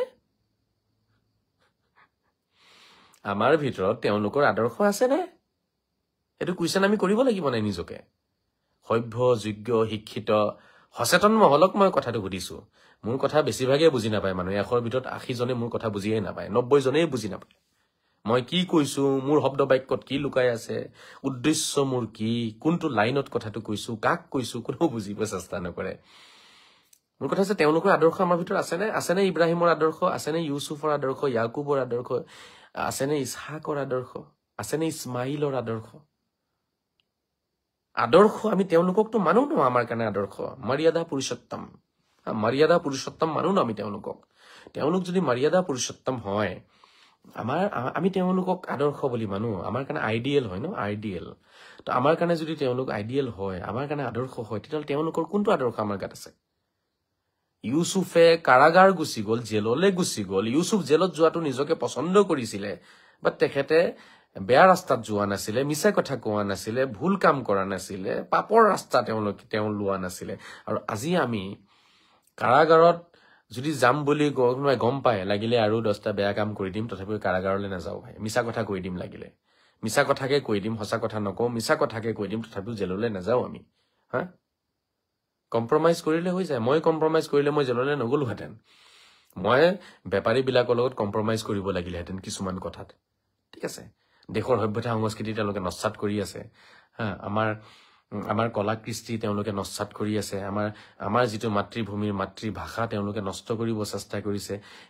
এইবোৰ কথাত যদি মই কম্প্ৰমাইজ কৰিলোহেঁতেন তেতিয়াহ'লে মোৰতো জেললৈ যাব লগীয়া নহলহেঁতেন তেওঁলোকে মোক মানি গ'লহেঁতেন বহুতেতো মোক এতিয়াও কয় যে আপোনাক ফুলৰ গামোচা দিম আপোনাক আমি হৰাই দিম আৰু জাপি দিম আৰু কিবা কিবি দিম ঠিক আছে আপুনি খালি কি নকৰিব আপুনি এই সঁচা কথাবোৰ নকবচোন এইবোৰ নকব আপুনি মনে মনে থাকক আপুনি একা নামাজৰ কথা কব ৰোজাৰ কথা কব হজৰ কথা কব আপুনি এইবোৰ কথা কব বেলেগ নকব আপুনি মোক বহুতেই কয় মই তেতিয়াও কৈছো নালাগে বাবা মোৰ একো হৰায়ও নালাগে কাৰোবাৰ জাপি নালাগে গামোচা নালাগে মোৰ একো নালাগে মোৰ কথা হৈছে ইউসুফৰ আদৰ্শ আমাৰ ভিতৰত আছেনে আমাৰ ভিতৰত আছেনে হযৰত মুহাম্মদৰ আদৰ্শ আমাৰ ভিতৰত আছেনে মহাত্মা গান্ধীৰ আদৰ্শ আমি জাতিৰ পিতা মহাত্মা গান্ধী বুলি কওঁ মহাত্মা গান্ধী বুলি ক'লে বহুতেই বুজিব পাৰে যিহেতু তেখেত আমাৰ একেবাৰে ওচৰৰ হয় জাতিৰ পিতা মহাত্মা গান্ধীৰ আদৰ্শ আমাৰ ভিতৰত আছেনে অকল টকাতে ফটোখন লৈ ঘূৰি ফুৰো বোলে ফটোখন কাৰ টকাত বোলে মহাত্মা গান্ধীৰ কোন বোলে জাতিৰ পিতা কি কৰিছিলে বোলে এনেকুৱা কৰিছিলে আমি জানো কিবা কৰিছো আমাক দি গ'ল তেওঁ যি দি গ'ল সেই হোৱাত লৈ আছো না আজাদী কা মহোৎসৱ হয় নহয় গতিকে আমি এই আজাদীৰ মহোৎসৱ পালন কৰি আছো কিন্তু আজি আমাৰ ভিতৰত যিবোৰ বেয়া গুণ আজি আশ্ৰয় লৈছে আমি জানো সেই তেখেতক আদৰ্শ বনাই আইডিয়েল বনাই তেখেতক সন্মুখত ৰাখি তেখেতৰ জীৱন কাহিনী সন্মুখত ৰাখি আমি জানো আগবাঢ়িছো আমি আগবঢ়া নাই গতিকে এইটো হৈছে পইণ্ট আমি এইটো বুজিব লাগিব আমি অকল কোৰাণখন পঢ়িলে নহব আমি অকল নামাজ পঢ়িলে নহব কিন্তু আমি তাতে কি কৰিব লাগিব আমি যিসকলক অনুসৰণ কৰি নামাজ পঢ়িছো কোৰাণ পঢ়িছো ৰোজা ৰাখিছো ধৰ্মীয় কামবোৰ কৰিছো আমি তেওঁলোকক আমি নিজৰ আদৰ্শও বনাব লাগিব আৰু তেওঁলোকৰ গুণবোৰ আমাৰ মাজত জীয়াই তুলিব লাগিব জীপাল কৰিব লাগিব হা তেতিয়াহে আমি সফল হ'ব পাৰিম গতিকে এইখিনি ক'বলগীয়া আছিলে ইউসুফৰ কাহিনীটো আপোনালোকে যদি পাৰে কোৰাণখন খুলিব ইংলিছতে পঢ়ক তাতে সূৰা নম্বৰ 12ত আপোনালোকে গোটেই বস্তুটো পাই যাব তেখেতে সত্য ৰাস্তাত গৈছিলে কাৰণে তেখেত জেললৈ যাবলগীয়া হৈছিলে তেখেতে কাৰোবাৰ প্ৰতি তেখেতৰ বেয়া নজৰ নাছিলে, বেয়া চকু নাছিলে, বেয়া ভাৱ নাছিলে কাৰণে তেখেত জেললৈ যাবলগীয়া হৈছিলে। অলপ যদি এটা সৰু কথাত তেখেতে কম্প্ৰমাইজ কৰি ল'লেহেঁতেন, ক'ৰবাত যদি কোনেও নজনাকৈ যদি এটা বেয়া কৰ্মত তেখেত লিপ্ত হৈ গ'লহেঁতেন, চাগে তেখেত জেললৈ যাবলগীয়া নহ'লহেঁতেন। কিন্তু তেখেতে সেইখিনি নকৰিলে। তেখেতে সেই কথাটোৱে বাৰম্বাৰ ক'লে যে মই সেইটো কেতিয়াও নকৰোঁ, কেতিয়াও হ'ব নোৱাৰে, এইটো অসম্ভৱ হয়, লাগিলে জেলতে থাকিমগৈ, মোৰ কাৰণে জেল বেটাৰ। এই পৃথিৱীত এনেকে মুকলিকে থকাতকৈ মই জেলত থাকিমগৈ। গতিকে এতিয়া সেইটোৱে কথা, আমি কিমান আগবাঢ়িম, আমি কেনেকৈ আগবাঢ়িম, কাক আমি আদৰ্শ বনাম, সেইটো আমাৰ যোগ্য সমাজে, আমাৰ সচেতন মহলে আৰু শিক্ষিত মহলে কথাটো ভাবি চাব, ভাবি আগবাঢ়ক। জীৱনটো বহুত সৰু, বহুতৰে বহুত ডাঙৰ ডাঙৰ বেমাৰ হৈছে, মই জানো বহুতৰ বেমাৰ আছে। গতিকে সেই বেমাৰ লৈ পেলাই কেতিয়া মৃত্যু হ'ব কোনো ঠিক নাই। আপোনাৰ যিমান বিশাল সম্পত্তি আছে নহয়, কোটি কোটি টকা আপুনি বেংকত থৈছে, ঠিক আছে, আপোনাৰ অট্টালিকা বিল্ডিং আছে, ফ্লেট আছে, কিবা কিবি আছে, সেইবোৰ চব থাকি যাব, আপুনি গুচি যাব। গতিকে আপুনি পাৰ হৈ যাব। কুন ফিদ দুনিয়া কা আন্নাকা গৰীব আও আবিৰ সবিল, হজৰত মহম্মদে কৈছে, কুন ফিদ দুনিয়া কা আন্নাকা গৰীব আও আবিৰ সবিল। আপুনি পৃথিৱীত এনেকে জীয়াই থাকক যেনেকে এজন মানুহ বিদেশত গৈ জীয়াই থাকে। কা আন্নাকা গৰীব, গৰীব মানে বিদেশী। আপুনি যেতিয়া বিদেশত যাব, ছাপ'জ আমি অসমৰ মানুহ, আমি যদি এতিয়া মহাৰাষ্ট্ৰত যাওঁ, আমি কেনেকৈ থাকিম তাত গৈ পেলাই? আমি ইমানখিনিয়ে মানুহৰ লগত কথা পাতিম যিমানখিনি আমাৰ কাৰণে প্ৰয়োজন কথা পতাটো, সিমানখিনিয়ে সম্পৰ্ক গঢ়ি তুলিম যিমানখিনি সম্পৰ্ক গঢ়ি তোলাটো আমাৰ প্ৰয়োজন। কাৰণ আমিতো মহাৰাষ্ট্ৰৰ নহওঁ, আমিতো অসমৰ হওঁ ন। গতিকে আমি মানে এটা লিমিটেড এটা ৰিলেশ্যন ৰাখিব চেষ্টা কৰিম। কাৰণ আমি সদায় ভাবিম যে আমি মানুহ কিন্তু আমি অসমৰ হওঁ, ইয়াতে জাষ্ট কেইদিনমানৰ কাৰণে ফুৰিবহে আহিছোঁ মহাৰাষ্ট্ৰত। গতিকে কেইদিনমানৰ কাৰণে কোনোবা এটা দেশত ফুৰিব গৈ পেলাই আমি সম্পৰ্ক কেনেকৈ গঢ়ো মানুহৰ লগত, একদম চব লিমিটেড থাকে আমাৰ। কথা বতৰাও আমি চিন্তা কৰি কওঁ, আমি 2 দিন পিছত গুচি যাম, এনেই মিছা মিছা যি টি কথা কৈ লাভ নাই। 2 দিন পিছত অসমলৈ ঘূৰি গুচি যাম, গতিকে ইয়াতে বহুত বেছি ৰিলেশ্যন কৰি লাভ নাই। যিমানখিনি প্ৰয়োজন সিমানখিনি ৰিলেশ্যন আমি ৰাখিব চেষ্টা কৰোঁ। হজৰত মহম্মদে সেইটোৱে কৈ আছে, কুন ফিদ দুনিয়া কা আন্নাকা গৰীব আও আবিৰ সবিল। অৰ্থাৎ আপুনি পৃথিৱীখনত এনেকৈ থাকক যেনেকৈ আপুনি বিদেশত জীয়াই আছে। অৰ্থাৎ আমি এই পৃথিৱীত ইমানখিনি ৰিলেশ্যন কৰিব লাগে চবৰে লগত যিমানখিনি আমাৰ কাৰণে প্ৰয়োজন। অতিৰিক্ত ৰিলেশ্যন কৰি পেলাই, অতিৰিক্ত মায়া মোহত ডুব গৈ পেলাই আমি চব পাহৰি যাব নালাগে। যেনেকৈ আমি অসমৰ মানুহ গৈ মহাৰাষ্ট্ৰত থাকিলে আমি অতিৰিক্ত প্ৰেমত ডুব গৈ পেলাই আমি নিজৰ অসমক পাহৰি নাযাওঁ যে আমাৰ জন্মভূমি বা আমি আচলতে অসমৰ নাগৰিক হওঁ, সেইটো আমি পাহৰি নাযাওঁ। ঠিক তেনেদৰে আমি এই পৃথিৱীখনত তেনেকৈ জীয়াই থাকিব লাগিব। মানে আমাৰ অতিৰিক্ত যিবোৰ বস্তু আমাৰ সেইবোৰৰ ফালে আমাৰ বেছি আমাৰ মন মগজু লগাব নালাগে। কান্নাকা গৰীব আও আবিৰ সবিল। আৰু এটা শব্দ কৈছে, আপুনি পৃথিৱীখনত এনেকৈ জীয়াই থাকক যেনেকৈ আপুনি ৰাস্তা পাৰ কৰিছে। ৰাস্তা মানে ডাঙৰ যিবোৰ হাইৱে আমি পাৰ কৰোঁ নহয়, ডাঙৰ হাইৱে পাৰ কৰিলে আমি কি কৰোঁ? এবাৰ আমি সোঁফালে চাওঁ, এবাৰ আমি বাওঁফালে চাওঁ। ৰাস্তা ক্লিয়াৰ আছে, গাড়ী চাড়ী আহিছেনে নাই আহা, আমি যাব পাৰিমনে, ঠিক আছে, তো আমি পটাপট ৰাস্তাটো পাৰ হৈ যাওঁগে। তো ৰাস্তা পাৰ কৰোঁতে কিন্তু আমি তাত বেছি সময় নিদিওঁ। যিমান কম সময়ৰ ভিতৰত ৰাস্তা পাৰ কৰিব পৰা যায়, সিমান কম সময়ত আমি ৰাস্তাটো অতিক্ৰম কৰি ক্ৰছ কৰি পাৰ হৈ যাওঁ। হজৰত মহম্মদ সেইটোৱে কৈ আছে যে পৃথিৱীখনত আমি জীয়াই থাকিলে এনেকৈ জীয়াই থাকিব লাগিব যেনেদৰে আমি ৰাস্তা অতিক্ৰম কৰোঁ, তেনেদৰে আমি পৃথিৱীখন অতিক্ৰম কৰি গুচি যাব লাগিব। অৰ্থাৎ পৃথিৱীত অহাৰ আগত এটা বেলেগ পৃথিৱী আছিলে য'ত আমি আছিলোঁ, জীয়াই আছিলোঁ, আৰু এই পৃথিৱীৰ পৰা আমি মৰি যোৱাৰ পিছত অন্য এখন পৃথিৱীলৈ যাম। এই মাজত যিটো আছে নহয়, সেয়াই হৈছে আপোনাৰ পৃথিৱী। অৰ্থাৎ এই ধৰা, এই মাটিৰ পৃথিৱীত আমি জীয়াই আছো। এই ৰাস্তাটোৰ দৰে, মানে ৰাস্তাৰ ইটো চাইডে এটা বেলেগ পৃথিৱী আছে, ৰাস্তাৰ সিটো চাইডে এটা বেলেগ পৃথিৱী আছে। আপুনি ৰাস্তা অতিক্ৰম কৰোঁতে আপুনি কিমান সোনকালে পাৰ হ'ব, একদম ধুমাধুম পাৰ হৈ যাব নাই। ইফালে সিফালে চোৱাৰ আমাৰ সময় নাথাকে, পটাপট পাৰ হৈ যাওঁগে আমি। ঠিক তেনেকে এই পৃথিৱীখনত জন্ম লোৱাৰ আগতে এটা বেলেগ পৃথিৱী আছিলে, আৰু পৃথিৱীখনৰ পৰা মৃত্যু হৈ আমি পাৰ হৈ বেলেগ এখন পৃথিৱীলৈ যাব লাগিব। গতিকে দুয়ো চাইডে দুটা পৃথিৱী আছে, আৰু মাজত হৈছে আমাৰ এই পৃথিৱীখন। বুজি পাইছেনে মোৰ কথাটো? যেনেকৈ ৰাস্তাৰ ইটো চাইডে এটা বেলেগ জেগা থাকে, সিটো চাইডে এটা বেলেগ জেগা থাকে, মাজত ৰাস্তাটো থাকে, আৰু আমি অতি শীঘ্ৰে কম সময়ৰ ভিতৰত ৰাস্তাটো পাৰ কৰি যাব বিচাৰোঁ। ঠিক তেনেদৰে আমি এই পৃথিৱীখন পাৰ হৈ গুচি যাব লাগিব কম সময়ৰ ভিতৰতে। এই 40-50 বছৰ 60 বছৰৰ বয়স বাছ, তাৰপিছত মৰিব লাগিব। আচলতে সিপাৰে গৈ পেলাই আমি যাতে শান্তিত থাকিব পাৰোঁ সেইটো চিন্তা কৰিব লাগিব। আমিও যেনেকৈ ৰাস্তা অতিক্ৰম কৰোঁতে ভাবি থাকোঁ যে ৰাস্তাটো পাৰ হৈ গৈ সিটো চাইডে যাতে মই সম্পূৰ্ণ সুৰক্ষিত থাকোঁ, আৰু সম্পূৰ্ণ খাৰ মাজেৰে যাতে ৰাস্তাটো মই পাৰ হৈ যাব পাৰো মোৰ যাতে কোনো ধৰণৰ বিপদ নহওক ৰাস্তাত সেইখিনি আমি চিন্তা কৰি ৰাস্তাটো পাৰ হওঁ আৰু ৰাস্তা পাৰ হওঁতে জানো আমি কৰবাত কওঁ নেকি মানে কফি অলপ খাই লওঁ বোলে 2 খোজমান পাৰ হৈছো ৰাস্তা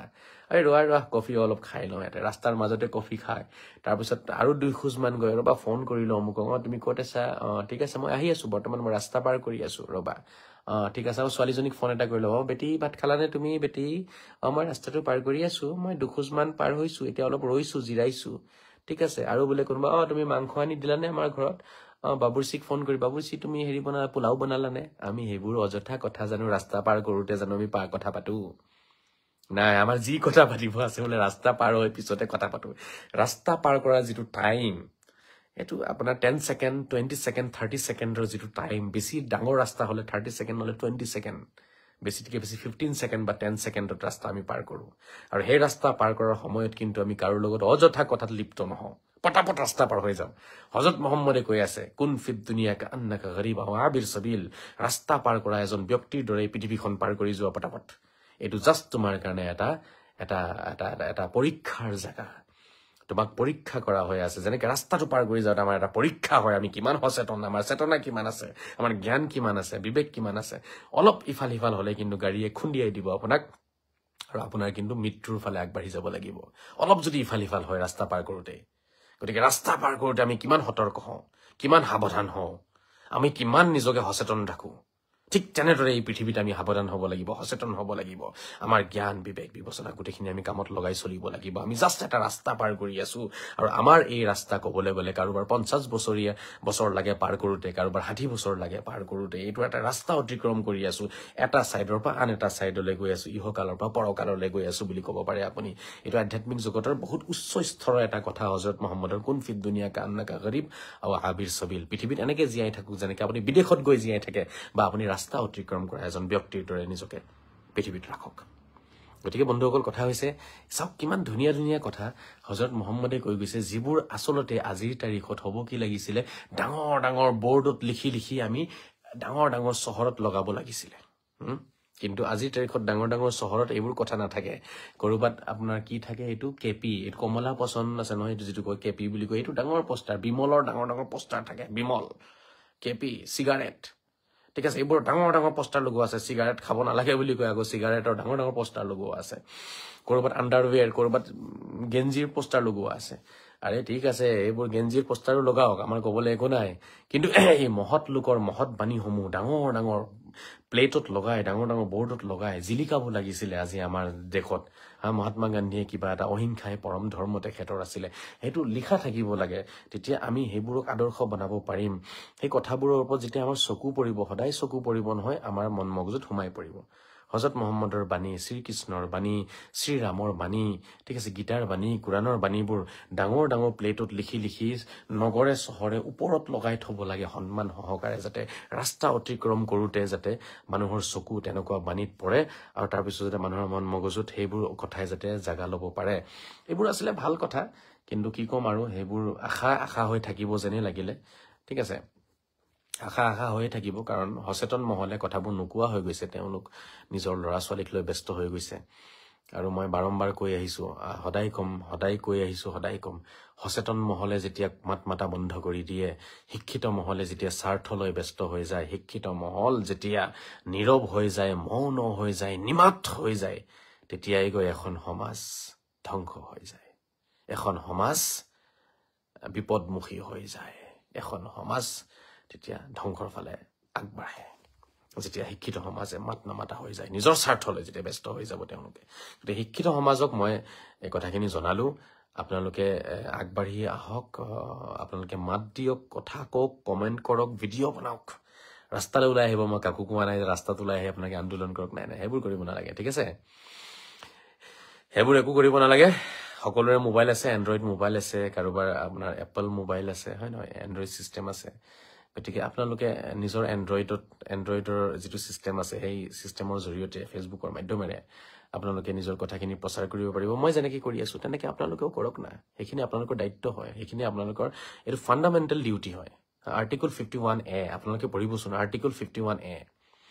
আৰ্টিকল 51A টো সকলোৱে পঢ়িবচোন মই অনুৰোধ জনাইছো তাতে চাব ফাণ্ডামেণ্টেল ডিউটি আমাৰ কি আমি যদি আপোনাৰ ফাণ্ডামেণ্টেল ডিউটিখিনি পালন কৰিব নোৱাৰো হা তেতিয়াহ'লে আমি নিজকে কেনেকেনো আমি ক'ব পাৰিম যে আমি ভাল নাগৰিক বুলি নাগৰিক হোৱাটো বেলেগ কথা বাট ভাল নাগৰিক হোৱাটো এটা বেলেগ কথা আমি জানো নাগৰিকে হ'ব বিচাৰিছো নেকি নে ভাল নাগৰিক হ'ব বিচাৰো আমি নিজকে প্ৰশ্ন কৰিব লাগিব এইটো আমি নাগৰিক হ'ব বিচাৰো নে ভাল নাগৰিক হ'ব বিচাৰো যোগ্য নাগৰিক হ'ব বিচাৰো নেকি নে আমি অভদ্ৰ নাগৰিক হ'ব বিচাৰো নে আমি অসুৰ টাইপৰ নাগৰিক হ'ব বিচাৰো নেকি আমি কি হ'ব বিচাৰো আমাৰ দেশখন আমি কোনফালে লৈ যাব বিচাৰো আমাৰ দেশখন আমি আমেৰিকা বনাব বিচাৰো নে নিবিচাৰো আমাৰ দেশখন আমি ডুবাই বনাব বিচাৰো নে নিবিচাৰো আমাৰ দেশত বেলেগ মানুহ আহিব ন আমাক চাবলৈ কাৰণে আমাৰ দেশখন আমি সজাব লাগিব ৰাস্তা ঘাট পদূলি ঘৰ দুৱাৰ ইয়াৰ গছ বন সব সজাব লাগিব আমি সব আমাৰ হ'ব লাগিব কি একোটা আমাৰ প্ল্যানিং হ'ব লাগিব ঘৰটো কেনেকে বনাম ৰাস্তা কেনেকে বনাম সব প্ল্যানিং হ'ব লাগে আমাৰ যত মন গৈছে তাতে বোলে এটা বোলে 10 মহলীয়া বিল্ডিং এটা বনাই দিছে লগতে বোলে পুখুৰী এটা আছে আৰু এইবোৰ বাহিৰৰ দেশত নচলে ঠিক আছে আপুনি সব প্ল্যানিং হ'ব তাত বাহিৰৰ দেশত যাওক যিবোৰ আপোনাৰ বনোৱা আছে জাগাবোৰ বনাইছে গাঁওবোৰ বনাইছে ঠিক আছে সেক্টৰবোৰ বনোৱা আছে নহয় সেইবোৰ সব প্ল্যানিং কৰি বনায় আৰু এটা ডিজাইনৰ বিল্ডিঙে হ'ব তাত আপুনি যিমানে চিঞৰ বাখৰ নকৰক কিয় তাত ঠিক আছে হেতু সৰকাৰি কাগজ উলিয়াব লাগিব কিন্তু আমাৰ ইয়াত কি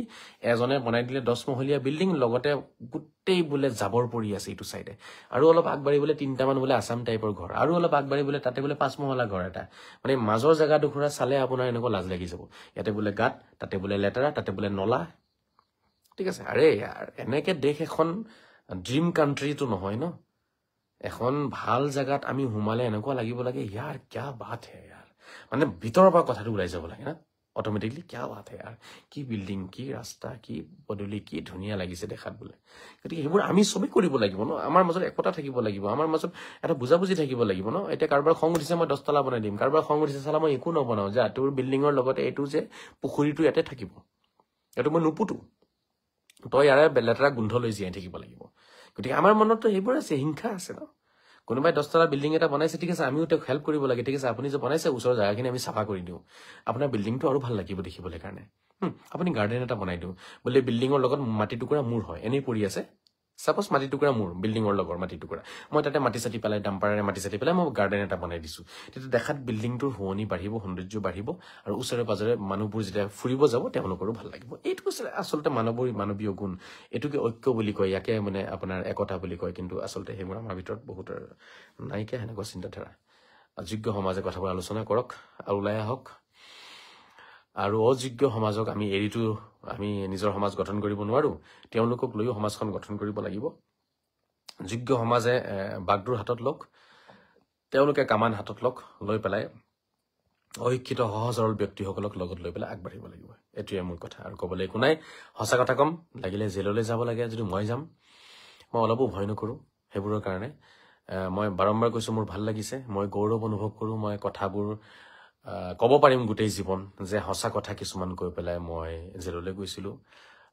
আৰু হসা কথা প্ৰচাৰ কৰিব চেষ্টা কৰিয়ে জেললৈ গৈছিলো আৰু মোৰ আদৰ্শ যেহেতু ইউসুফ হয় গতিকে ইউসুফ নবীক মই আদৰ্শ বনাইছিলো তেখেত জেললৈ গৈছিলে তেখেতৰ বহুত কষ্ট হৈছিলে জেলত যোৱাৰ পিছত তেখেতে কেনেকে ৰাতি পাৰ কৰিছে কিমান তেখেতৰ কষ্ট হৈছে এইবোৰতো বহুত কাহিনী হুমাই আছে জেলৰ প্ৰতিটো দিনে একোটা অধ্যায় একোটা কাহিনী হয় মই দেখোন 22 ঘণ্টা থাকি আহাৰ পিছত মোৰে দেখোনে গোটেই কথাখিনি ক'বলৈ কাৰণে 3-4 ঘণ্টা লাগি যাব যদি মই ব্যাখ্যা কৰিব যাওঁ মোৰ প্ৰতিটো মুহূৰ্ত প্ৰতিটো ঘণ্টা কেনেকে পাৰ হ'ল কাৰ লগত কি কথা পাতিলো মানুহৰ লগত মই কি কথা পাতিলো কোনে মোক কি ক'লে কি নতুন কথা শিকিলো হেবোৰ বহুত আছে নহয় এটা দিনৰ কাহিনী ক'বলৈ গলে বা লিখিব গলেই দেখোন আপোনাৰ এখন হৰু মৰু কিতাপ বনি যাব তাতে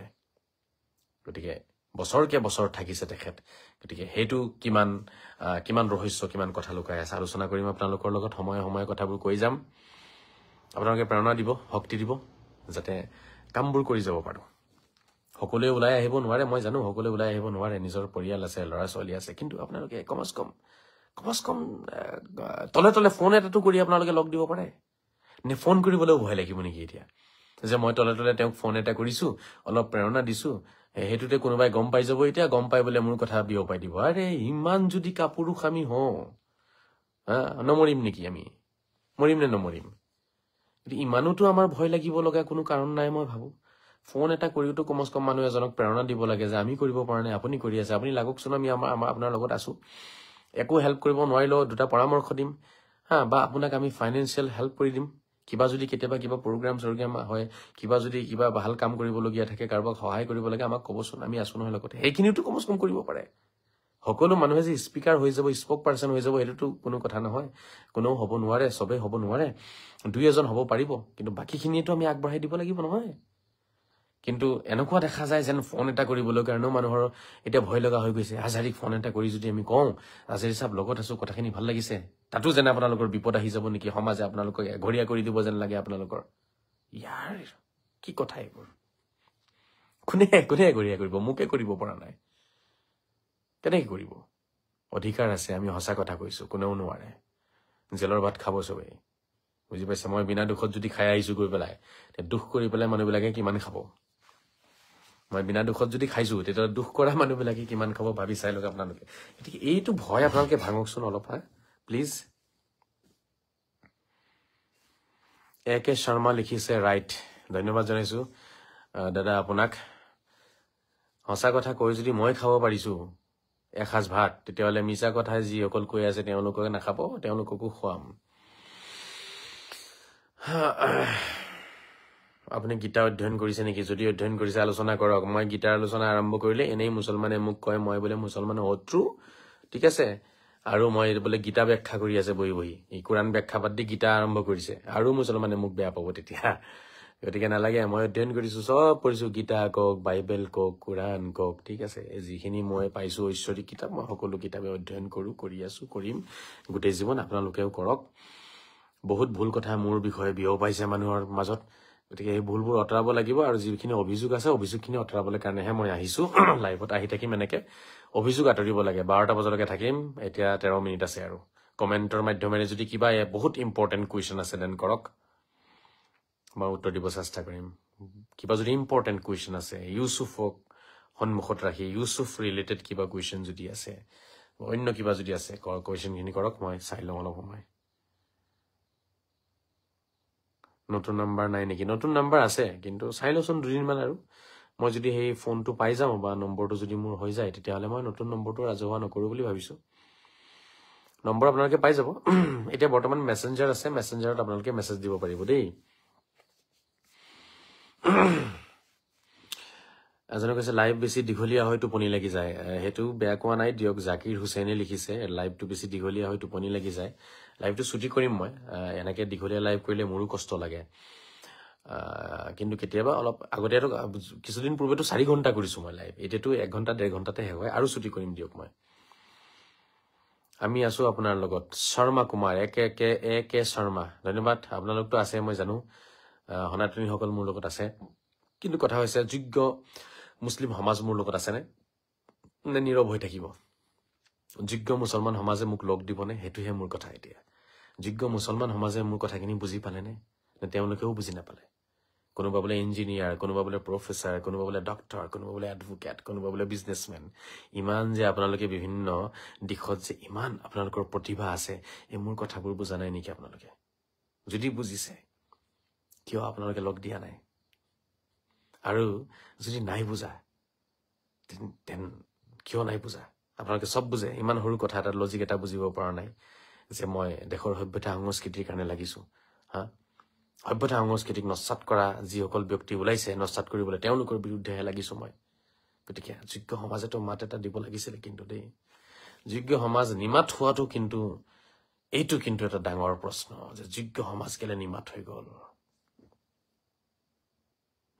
এইটো কিন্তু ডাঙৰ প্ৰশ্ন, যোগ্য সমাজ নিমাত কিয় হ'ল?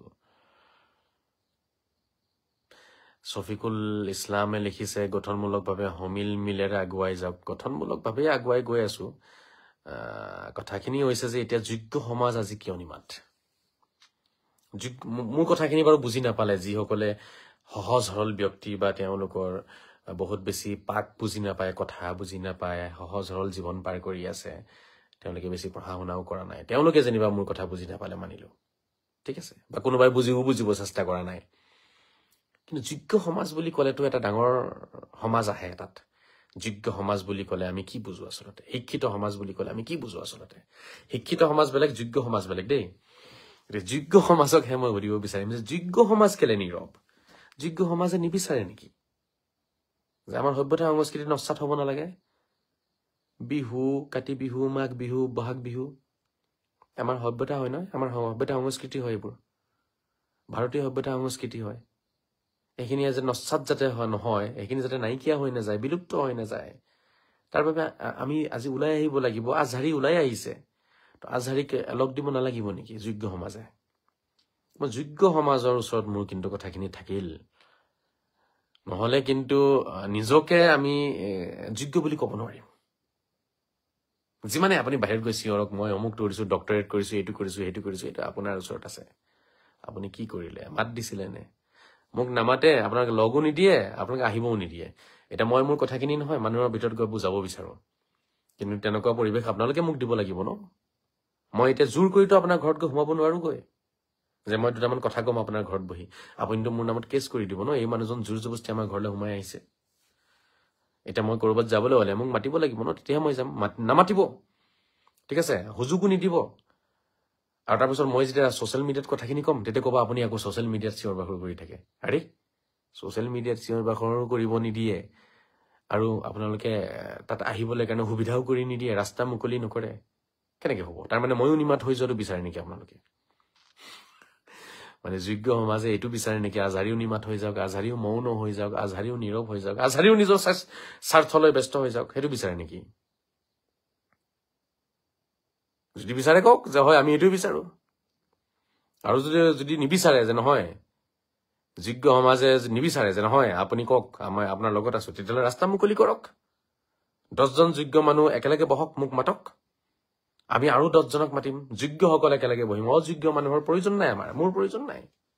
মোৰ যোগ্য সমাজে কথাখিনি বুজকচোন আগতে বুজি পেলাই কথাখিনি তেওঁলোকে নিজৰ মাজতে চৰ্চা আনকচোন চৰ্চা কৰকচোন তাৰপিছত বাকী সহজ সৰল মানুহকতো আমি এনেও বুজাই ল'ব পাৰিম আজি মোৰ কথাবোৰ মিছা যেন কেনে লাগে জানে কাৰণ মই অকলে কওঁ কথাখিনি তো বহুতেই মোক কয় যে আপুনি অকলে কৈ আছে কথাখিনি এতিয়া মই কম কি মই অকলেই কৈ আছো কাৰণ যোগ্য সমাজে নকয় কথাবোৰ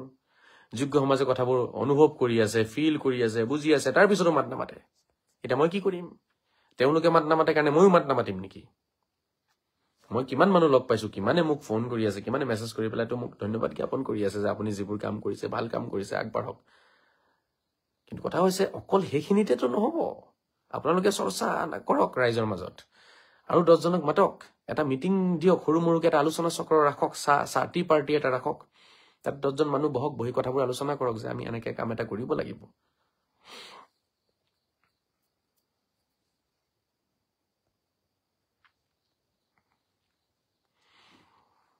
এটা কমেণ্ট আহিছে বহু সংখ্যক মানুহে সংস্কৃতিৰ লগত ধৰ্ম জড়িত কৰি দিয়ে যাৰ বাবে বিতৰ্কৰ সৃষ্টি হয় গতিকে সকলোৱে সজাগ হ'ব লাগে যে ধৰ্ম বেলেগ জাতীয় সংস্কৃতি বেলেগ আসলে ঠিকই লিখিছে তেওঁ সভ্যতা সংস্কৃতিটো বেলেগ বস্তু আৰু সভ্যতা সংস্কৃতি এইটো আমি মানিব লাগিব পালন কৰিবই লাগিব সেইটো আমি নস্বাত হ'ব দিব নোৱাৰো ৰক্ষা কৰিব লাগিব আমি গতিকে সব জায়গা ধৰ্ম কৰাটো ঠিক নহয় একদম ঠিক কথাই লিখিছে তেওঁ কিন্তু ধৰ্মীয় দৃষ্টিভংগীৰেও মানৱ ধৰ্ম যিটো আছে বা সত্য যিটো ধৰ্ম আমি পালন কৰি আছো আমাৰ যিটো ধৰ্ম সেইটো ধৰ্মই কিন্তু কোনো সভ্যতা সংস্কৃতিক কিন্তু বেয়া বুলি নকয় কথাবোৰ আচলতে বুজিব লাগিব ডিপলি তেতিয়া আমি চাব পাৰিম যে ধৰ্মই আমাক কতো বাধা দিয়া নাই বেয়া কামৰ পৰা বাধা দিয়ে ধৰ্মই কিন্তু সভ্যতা সংস্কৃতিটো এটা এনেকুৱা কোনো ধৰণৰ ৱেটলেছ বস্তু নহয় এইটো নহয় ৱেট থকা বস্তু তাত ৰহস্য লুকাই আছে এটা ধৰ্মই কেতিয়াও কোনো সভ্যতা সংস্কৃতিকে বেয়া বুলি নকয় গতিকে ধৰ্মও তাতে এগ্ৰী হৈ থাকিব ধৰ্মও সভ্যতা সংস্কৃতিৰ লগতে চলিব কথাবোৰ আমি বুজিব লাগিব সেইটোৱে মই আজি কৈ আছো মোৰ ক'বলগীয়া অন্য একো নাই যোগ্য সমাজে এতিয়া কথাবোৰ চৰ্চাত আনিব নে যোগ্য সমাজে এতিয়াও নীৰৱ হৈ থাকিব সেইটো যোগ্য সমাজে নিৰ্ধাৰণ কৰিব লাগিব আৰু তেওঁলোকৰ এই সিদ্ধান্তৰ ওপৰত ডিপেণ্ড কৰিব অনাগত দিনত আমাৰ উঠি অহা ল'ৰা ছোৱালী কেনেকুৱা এটা সমাজত জীয়াই থাকিব পাৰিব আৰু যোগ্য সমাজৰ আজিৰ সিদ্ধান্তই কিন্তু এই 15 বছৰ পিছৰ 20 বছৰ পিছৰ যিটো নৱপ্ৰজন্ম আমাৰ উঠি আহি আছে জন্ম লৈছে আজি কাৰোবাৰ মাৰ কুলাত আছে কোনোবাই এখোজ দুখোজকে খোজকাঢ়ি আছে তেনেকুৱা সন্তান ল'ৰা ছোৱালীবোৰে 15-20 বছৰ পিছত কেনেকুৱা এখন সমাজত জীয়াই থাকিব পাৰিব সেইটো আজি আমি আমাৰ সিদ্ধান্তই কিন্তু সেই বস্তুটো আমাৰ সিদ্ধান্তৰ ওপৰত ডিপেণ্ড কৰিব কথাটো যোগ্য সমাজ আজি আপোনালোকে সচেতন হ'ব লাগিব আৰু সজাগ হ'ব লাগিব কথাবোৰ বুজিব লাগিব আৰু বেছি বুজিব লাগিব বুজাব লাগিব এইটো আমাৰ কৰ্তব্য গতিকে ধন্যবাদ জনাইছো এতিয়া বিদায় লম আৰু 5 মিনিট সময় আছে নহয় মই যেটো উদ্দেশ্যত কাহিনীটো কলো আপোনালোকে কাহিনীটো বুজিছে যে হসা কথা কবলে গলে যদি আপোনাৰ জেললৈ যাবলগীয়া হয় মৃত্যুক আকোৱালি লবলগীয়া হয় আপুনি লগ ভগত সিংৰ কথা কোনে নাজানে ভগত সিংৰ বয়সটো বহুত কম আছিল নহয় কোনোবাই 22 বছৰ কয় কোনোবাই 27 বছৰ কয় 25 বছৰ কয় ঠিক আছে এই 22-25 বছৰীয়া এটা লৰা ডেকা লৰা ভগত সিং হা গতিকে এই তেওঁ দেশৰ কাৰণে নিজকে ত্যাগ দিলে কুৰবানী এটো কি কুৰবানী বুলি কয় ন ভগত সিংয়ে যেটো দিছিলে ন হেতুৱে কুৰবানী হয় গতিকে সেই ভগত সিংৰ কুৰবানী আমি দিব পাৰিম নে ভগত সিংয়ে যেটো কুৰবানী দিছিলে আমি দিব পাৰিম নে হা এই 22-25 বছৰীয়া লৰাটোৱে যেটো কুৰবানী দিছিলে দেশৰ কাৰণে আমি হেতু কুৰবানী দিব লাগিব আমি সকলোৱে এতিয়া নহয় হুৱাত লৈ থাকিলে নহব যে ভগত সিংয়ে দিলে এতিয়া আমি হুৱাত লম আৰু আমাৰো মাজত যিবোৰ সমস্যা আছে সমস্যাবোৰৰ কাৰণে আমিও কুৰবানী দিব লাগিব এতিয়া আৰু জান নিদিলেও হ'ব এটলিষ্ট দুটা মুখৰ দুটা শব্দটো দুটা বাক্য কোনেনো কৈছে আপোনাক জান দিবলৈ আজিৰ তাৰিখত ইমান এডভান্স এটা যুগ এই যুগতটো মই ভাবো জান দিয়াৰ প্ৰয়োজন নাই কথাৰে লিখনি মন্তব্য চৰ্চা কৰক না হেতুৱে আটাইতকৈ ডাঙৰ আপোনাৰ যুদ্ধ হ'ব হেতুৱে আপোনাৰ দেশ সলনি কৰিব সমাজ সলনি কৰি দিব চৰ্চা কৰক কিন্তু আমি এই চৰ্চাখিনি কৰিবও চেষ্টা নকৰো হয়নে আমাৰ ভয় লাগে চৰ্চা কৰিলেও কি জানিবা আমাৰ ওপৰত বিপদে আহে নেকি সমাজে এঘৰীয়া কৰি দিয়ে নেকি আৰে এঘৰীয়া কৰি দিয়ক তেনেকুৱা সমাজ যিখন সমাজে চৰ্চা নিবিচাৰে যিখন সমাজে আপোনাৰ সত্য কথা প্ৰচাৰ কৰিব নিদিয়ে সত্যৰ সন্মান নাই তেনেকুৱা সমাজক আপুনি এঘৰীয়া কৰি দিয়ক না আপুনি যোগ্য সমাজত গৈ থাকক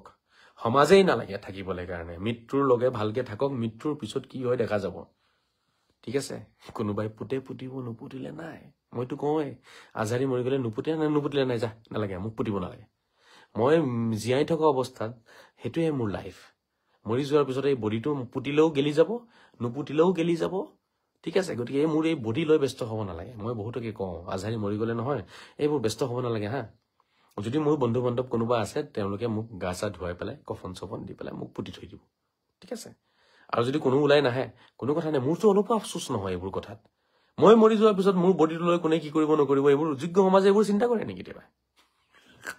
যোগ্য সমাজে এইবোৰ চিন্তা নকৰে আৰে যোগ্য সমাজেতো নিজৰ ডনেট কৰি দিয়ে নিজৰ চকু দি দিয়ে কোনোবাই নিজৰ কলিজা দি দিয়ে কোনোবাই নিজৰ কিডনি দি দিয়ে যে কমস কম মই জীয়াই থাকিলো মই মৰি যোৱাৰ পিছত মোৰ বডিৰ পৰা বস্তুখিনি ওলাই পেলাই তোমালোকে কি কৰিবা ভাল কামত লগাই দিবা হা যোগ্য সমাজেতো ইমানখিনি কৰি থৈ যায় চকু ডনেট কৰি দিয়ে মানুহক কোনে যোগ্য সমাজেনো কেতিয়া ব্যস্ত হৈ আছে নিজৰ বডি লৈ পেলাই যে মই মৰাৰ পিছত মোৰ বডিটো কি হ'ব এতিয়া মই জীয়াই থকা অৱস্থাত মই দেশৰ কাৰণে ৰাইজৰ কাৰণে সমাজৰ কাৰণে নিজৰ জাতি ধৰ্মৰ কাৰণে মই যেটো কৰিব পাৰিম হেতুৱে মোৰ কাৰণে ইম্পৰ্টেন্ট মৰি যোৱাৰ পিছত আৰু মোৰ বডি লৈ ব্যস্ত হ'ব নালাগে মই কমস কম এই কথাখিনি অসমৰ ৰাইজক ক'ব বিচাৰিম আজাৰি মৰি গলে এই হেবোৰ ব্যস্ত হ'ব নালাগে জানাজা লৈ পেলাই মোৰ ঠিক আছে কোনোবা যদি আহিব পাৰে আহিব নোৱাৰিলে নাই কোনোবাই পুতিলে পুতিব নুপুতিলে নাই কৰবাত জংগলে মংগলে দলিয়াই দিলে লৈ গৈ পেলাই মোক দলিয়াই দিলে হ'ল মই অলপো বেয়া নাপাওঁ মইতো এইটো লিখি থৈ যাম লাগিলে মৰাৰ আগত এতিয়াই লিখি দিম লাগিলে ঠিক আছে মোৰ যদি কোনোবা পৰিয়ালৰ মানুহৰ অলপ দয়াময়া লাগে পুতি দিব লৈ গৈ পেলাই এই এনাউন্সমেন্ট আমুক মৰিলে আহিব দেই এতিয়া আপুনি সবে আহিব এইবোৰ দৰকাৰ নাই যোনে মোক ভাল পায় নিজে আহিব যোনে ভাল নাপায় নাহে ভাল নোপোৱা মানুহে লাড্ডু বিতৰণ কৰিব ঠিক আছে মানুহৰ মাজত ৰসগোল্লা বিতৰণ কৰিব আৰু পাৰ্টি কৰিব ভাল পোৱা মানুহে চকুলো টুকিব ইয়াতে মোৰ আৰু অন্য একো নালাগে গতিকে এইবোৰ কথাই যাতে আমাক কেতিয়াও নৰখাওক মই হেতুৱে আশা কৰিম আমাৰ কি হ'ব নহব মৰাৰ পিছত কোন আহিব নাহিব হেবোৰ যাতে আমি লৈ ব্যস্ত হৈ নাথাকো আমি আজি ব্যস্ত হ'ব লাগে আমি এই জীয়াই থকা কেইটা দিন ইউসুফৰ দৰে জীয়াই থাকিব পাৰিম নে আমি জীয়াই থকা দিন কেইটা ইউসুফৰ আদৰ্শৰে আমি পাৰ কৰিব পাৰিম নে আমি জীয়াই থকা দিন কেইটাত হযৰত মুহাম্মদক আদৰ্শ বনাই পাৰ কৰিব পাৰিম নে হযৰত মুহাম্মদ আমাৰ কাৰণে আদৰ্শ হ'ল নে খালি মুখতে খালি কৈ থাকো নেকি হযৰত মুহাম্মদ সাল্লাল্লাহু তাআলা আলাইহি ওয়াসাল্লাম হযৰত মুহাম্মদ সাল্লাল্লাহু তাআলা আলাইহি ওয়াসাল্লাম অকল মুখতে কৈ থাকো নেকি আমি নিজকে প্ৰশ্ন কৰিব লাগিব আমি তেখেতক আদৰ্শ বনালো নে তেখেত আছে নে জীয়াই এতিয়া আমাৰ শৰীৰৰ ভিতৰত কৰবাত তেখেতৰ গুণবোৰ আছে নে এইটো প্ৰশ্ন আমি নিজকে কৰিব লাগিব জীয়াই থকা অৱস্থাত ঠিক আছে নে এটোৱে মই বিচাৰো অন্য একো নালাগে আমাৰ তেওঁলোকৰ আদৰ্শ আহি গলে নহয় কোনো কাজিয়া নাথাকিব আৰু কোনো ধৰণৰ কাজিয়া নাথাকিব, কোনো বিবাদ নাথাকিব, মৰম চেনেহটো অট'মেটিকলি আহি যাব। অট'মেটিকলি মৰম চেনেহ আহি যাব। বাছ ইউছুফৰ আদৰ্শ, হজৰত মহম্মদৰ আদৰ্শ সাল্লাল্লাহু তাআলা আলাইহি ওয়াসাল্লাম, তেওঁলোকৰ আদৰ্শ আমাৰ মাজত আমি জীয়াই তুলিব লাগিব। গতিকে বিদায় লৈছো। 12টা বাজিলে। সত্য কথা ক'বলৈ কাৰণে সাহস ঈশ্বৰ আল্লাহ ভগৱানে সকলোকে দিয়ক, আপোনালোকক দিয়ক, মোকো দিয়ক। সত্যৰ বাবে যাতে মৰিব পাৰোঁ, তাৰ বাবে আমাৰ সাহস বৃদ্ধি কৰক ঈশ্বৰ আল্লাহ ভগৱানে, মোকো কৰক, আপোনালোককো কৰক, প্ৰেৰণা দিয়ক। তাৰে দোৱা কৰিছোঁ চবৰে কাৰণে, আশা কৰিছোঁ, আপোনালোকৰ পৰা আশীৰ্বাদ বিচাৰিছোঁ। আৰু ধন্যবাদ থাকিলে। বহুতেই বেয়া কমেণ্ট কৰিছে, কৰি থাকক, মোৰ ক'বলৈ একো নাই। ভাবি চাব কথাবোৰ এবাৰ খালি ক'ৰবাত অলপ সময় উলিয়াই পেলাই ৰাতি বহি পেলাই ভাবি চাব যে আজহাৰীয়ে কি কথাখিনি কৈছে। ইউছুফৰ আদৰ্শ আমাৰ মাজত আছে নেকি? মই জানিব বিচাৰিম কাৰ কাৰ ভিতৰত আছে, কাৰ কাৰ ভিতৰত নাই, কোনে এতিয়াও বোলে ভাবি ভাবি সময় পাৰ কৰিছে। হা, কয় নহয় এইটো যে লাষ্টৰ যোনটো যে আছে যে কথাটো, এইটো কি যে, আর বৃদ্ধ না কাল গেল ভাবিতে চিন্তিতে, গুরু ভজিব কোন কালে, গোসাইজি কোন রঙ্গে। ও দিনে দিনে খুশিয়া পরিবে, রঙ্গিলা দালানের মাটি, গোসাইজি কোন রঙ্গে। বাল্য না কাল গেল হাসিতে খেলিতে, যৌবনা কাল গেল রঙ্গে। আর বৃদ্ধ না কাল গেল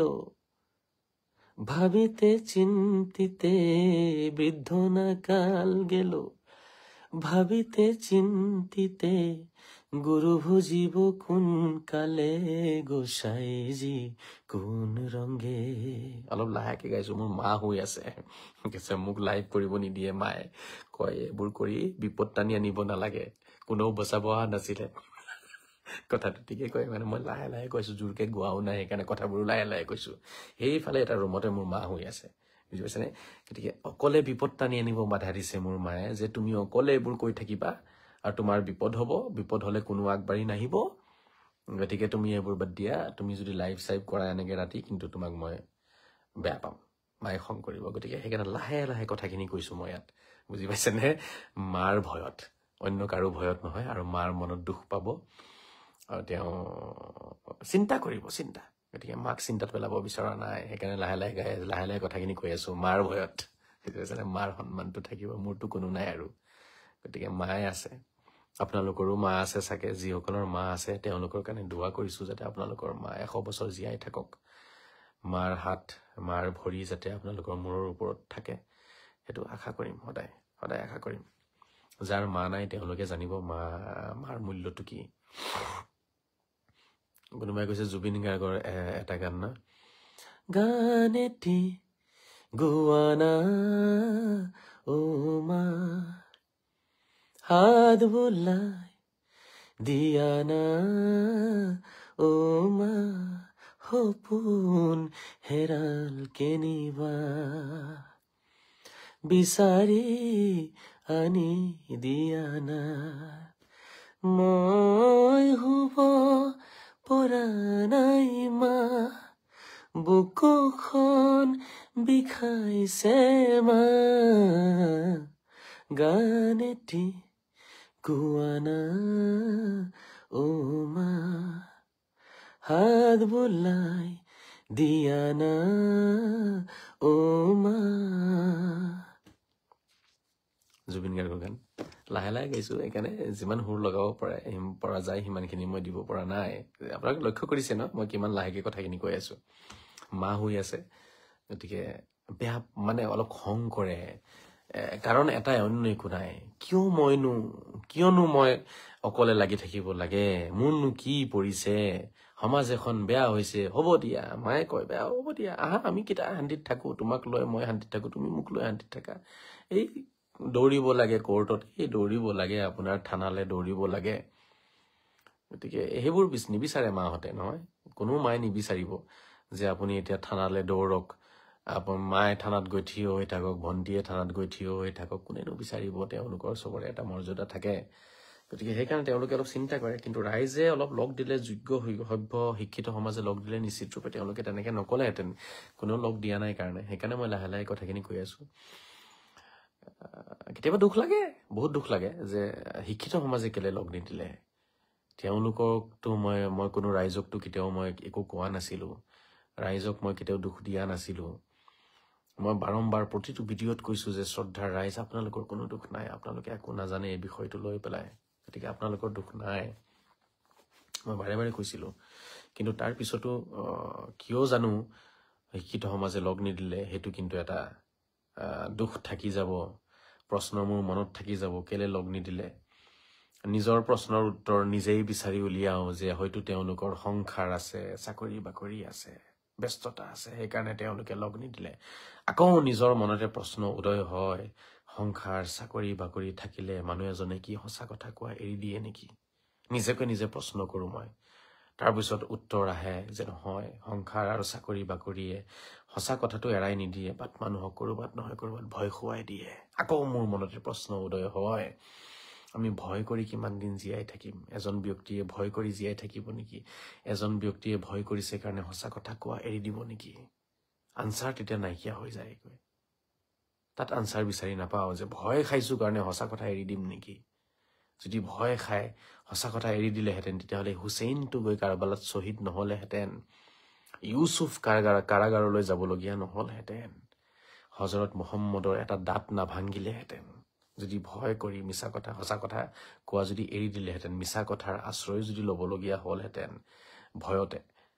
তেতিয়াহ'লেতো এইবোৰ ঘটনা নহলহেঁতেন চাগে। গতিকে তাতে মোৰ শব্দ নাইকিয়া হৈ যায়। মই নিজৰ প্ৰশ্নৰ উত্তৰ নিজেই দিব নোৱাৰা হৈ যাওঁ তাত গৈ পেলাই। বহু সময়ত নহয়, মই নিজে উত্তৰখিনি দি পেলাই বচাই দিব বিচাৰো যে নহয়, আচলতে এইটো এটা তেওঁলোকৰ উত্তৰ আছে, তেওঁলোকৰ এটা কাৰণ আছে, যিটো কাৰণে তেওঁলোকে ওলাই নাহিলে। সেই উত্তৰটোৰ পিছত আকৌ প্ৰশ্ন উদয় হয়, আকৌ উত্তৰ দিওঁ। নিজৰ ভিতৰতে নিজৰ এটা কথোপকথন এটা মোৰ হৈ থাকে মনৰ ভিতৰতে। মানুহৰ কষ্টখিনি ফিল কৰিব বিচাৰো, কেলে ওলাই অহা নাই, কেলে ওলাই আহিছে, বা কিয় লগ দিয়া নাই, আনচাৰটো নিজে দি থাকো। কিন্তু এটা সময় এনেকুৱা আহে য'ত নিজৰ প্ৰশ্নৰ আনচাৰ নিজেই দিব নোৱাৰা হৈ যাওঁগৈ। য'ত হুছেইনৰ কথা আহে, য'ত ইউচুফৰ কথা আহে, য'ত ইব্ৰাহিমৰ কথা আহে, য'ত হজৰত মুহাম্মদ সাল্লাল্লাহু তাআলা আলাইহি ওয়াসাল্লামৰ কথা আহে, তাত কিন্তু নিজৰ প্ৰশ্নৰ উত্তৰ নিজে দিব নোৱাৰা হৈ যাবগৈ। গতিকে একো নাই দিয়ক, ভালে থাকক, সুখেৰে থাকক, শান্তিৰে থাকক। বাকী দোৱা কৰিব। মই যিমান দিন আছো সঁচা কথা ক'ম, লগ নিদিলেও ক'ম, লগ দিলেও ক'ম। কোনোবাই লগ দিলে কামখিনি খুব সোনকালে হ'লহেঁতেন, আৰু লগ নিদিলে কামবোৰ অলপ লাহে লাহে হ'ব। সেইটোৱে পাৰ্থক্য, তাতকৈ বেছি একো নাই। লগ দিলে কামবোৰ 10 দিনৰ কামটো একেদিনতে হৈ গ'লহেঁতেন, আৰু লগ নিদিয়াৰ কাৰণে সেই এদিনৰ কামটো 10 দিনত হ'বগৈ। এতিয়া এবছৰৰ কামটো 10 বছৰত হ'বগৈ। লগ দিলে হয়তো 10 বছৰৰ কামটো এবছৰতে হৈ গ'লহেঁতেন। সেইখিনি আশা কৰাটো মোৰ অধিকাৰ আছে, সেইখিনি আশাটো মই কৰিব পাৰিম যোগ্য সমাজৰ পৰা, মোৰ অধিকাৰ আছে আশা কৰাটো। গতিকে সেইটো আশা কৰিম যে 10 বছৰৰ কামটো আহকচোন আমি এবছৰত কৰোঁ। আহক না, বাকী 9 বছৰ আমি সকলোৱে শান্তিত জীয়াই থাকিম, সকলোৱে মৰমত জীয়াই থাকিম, এখন ভাল সমাজত, পৰিষ্কাৰ সমাজত জীয়াই থাকিম। আহক, সেইটোৱে বিচাৰিছো, আৰু অন্য একো নাই। 10 বছৰৰ কামটো 10 বছৰতে যদি কৰিবলগীয়া হয়, অকলে যদি কৰিবলগীয়া হয়, তেতিয়া দুখ লাগিব ন? তেতিয়া দুখ লাগিব মোৰ যে বাকীসকলে আমি লগ নিদিলো, মই অকলে কৰিবলগীয়া হৈ আছে। আৰু সকলোৱে কৰিলে 10 বছৰৰ কামটো এবছৰতে হৈ যাব, সেইটোৱে বিচাৰো। আৰু ঠিক আছে, এৰিছো। 10 মিনিট সময় বেছি হৈ গ'ল দিয়ক। খুদা হাফিজ, ভালে থাকক। জয় শ্ৰী ৰাম, জয় শ্ৰী কৃষ্ণ, জয় শ্ৰী যীশু, জয় শ্ৰী মহম্মদ, জয় শ্ৰী বজৰংবলী, জয় শ্ৰী শংকৰ, জয় শ্ৰী মাধৱ, জয় শ্ৰী গুৰু নানক, জয় শ্ৰী গৌতম বুদ্ধ, জয় শ্ৰী আজান পীৰ, জয় শ্ৰী বৰপীৰ, জয় শ্ৰী আজমিৰী পীৰ। ভাৰত মাতা কি জয়, বন্দে মাতৰম, জয় আই অসম। খুদা হাফিজ, ফি আমানিল্লাহ व ফি ৰিয়ায়াতিহি, আসাদাল্লাহু লাইলাতাকুম, গুড নাইট, শুভ খাইৰ, শুভৰাত্ৰি। শান্তিৰে থাকক, শান্তি বিলাকক, মৰমেৰে থাকক, মৰম বিলাকক। নমস্কাৰ, আসসালামু আলাইকুম, সত শ্ৰী আকাল, আদাব, বাই বাই।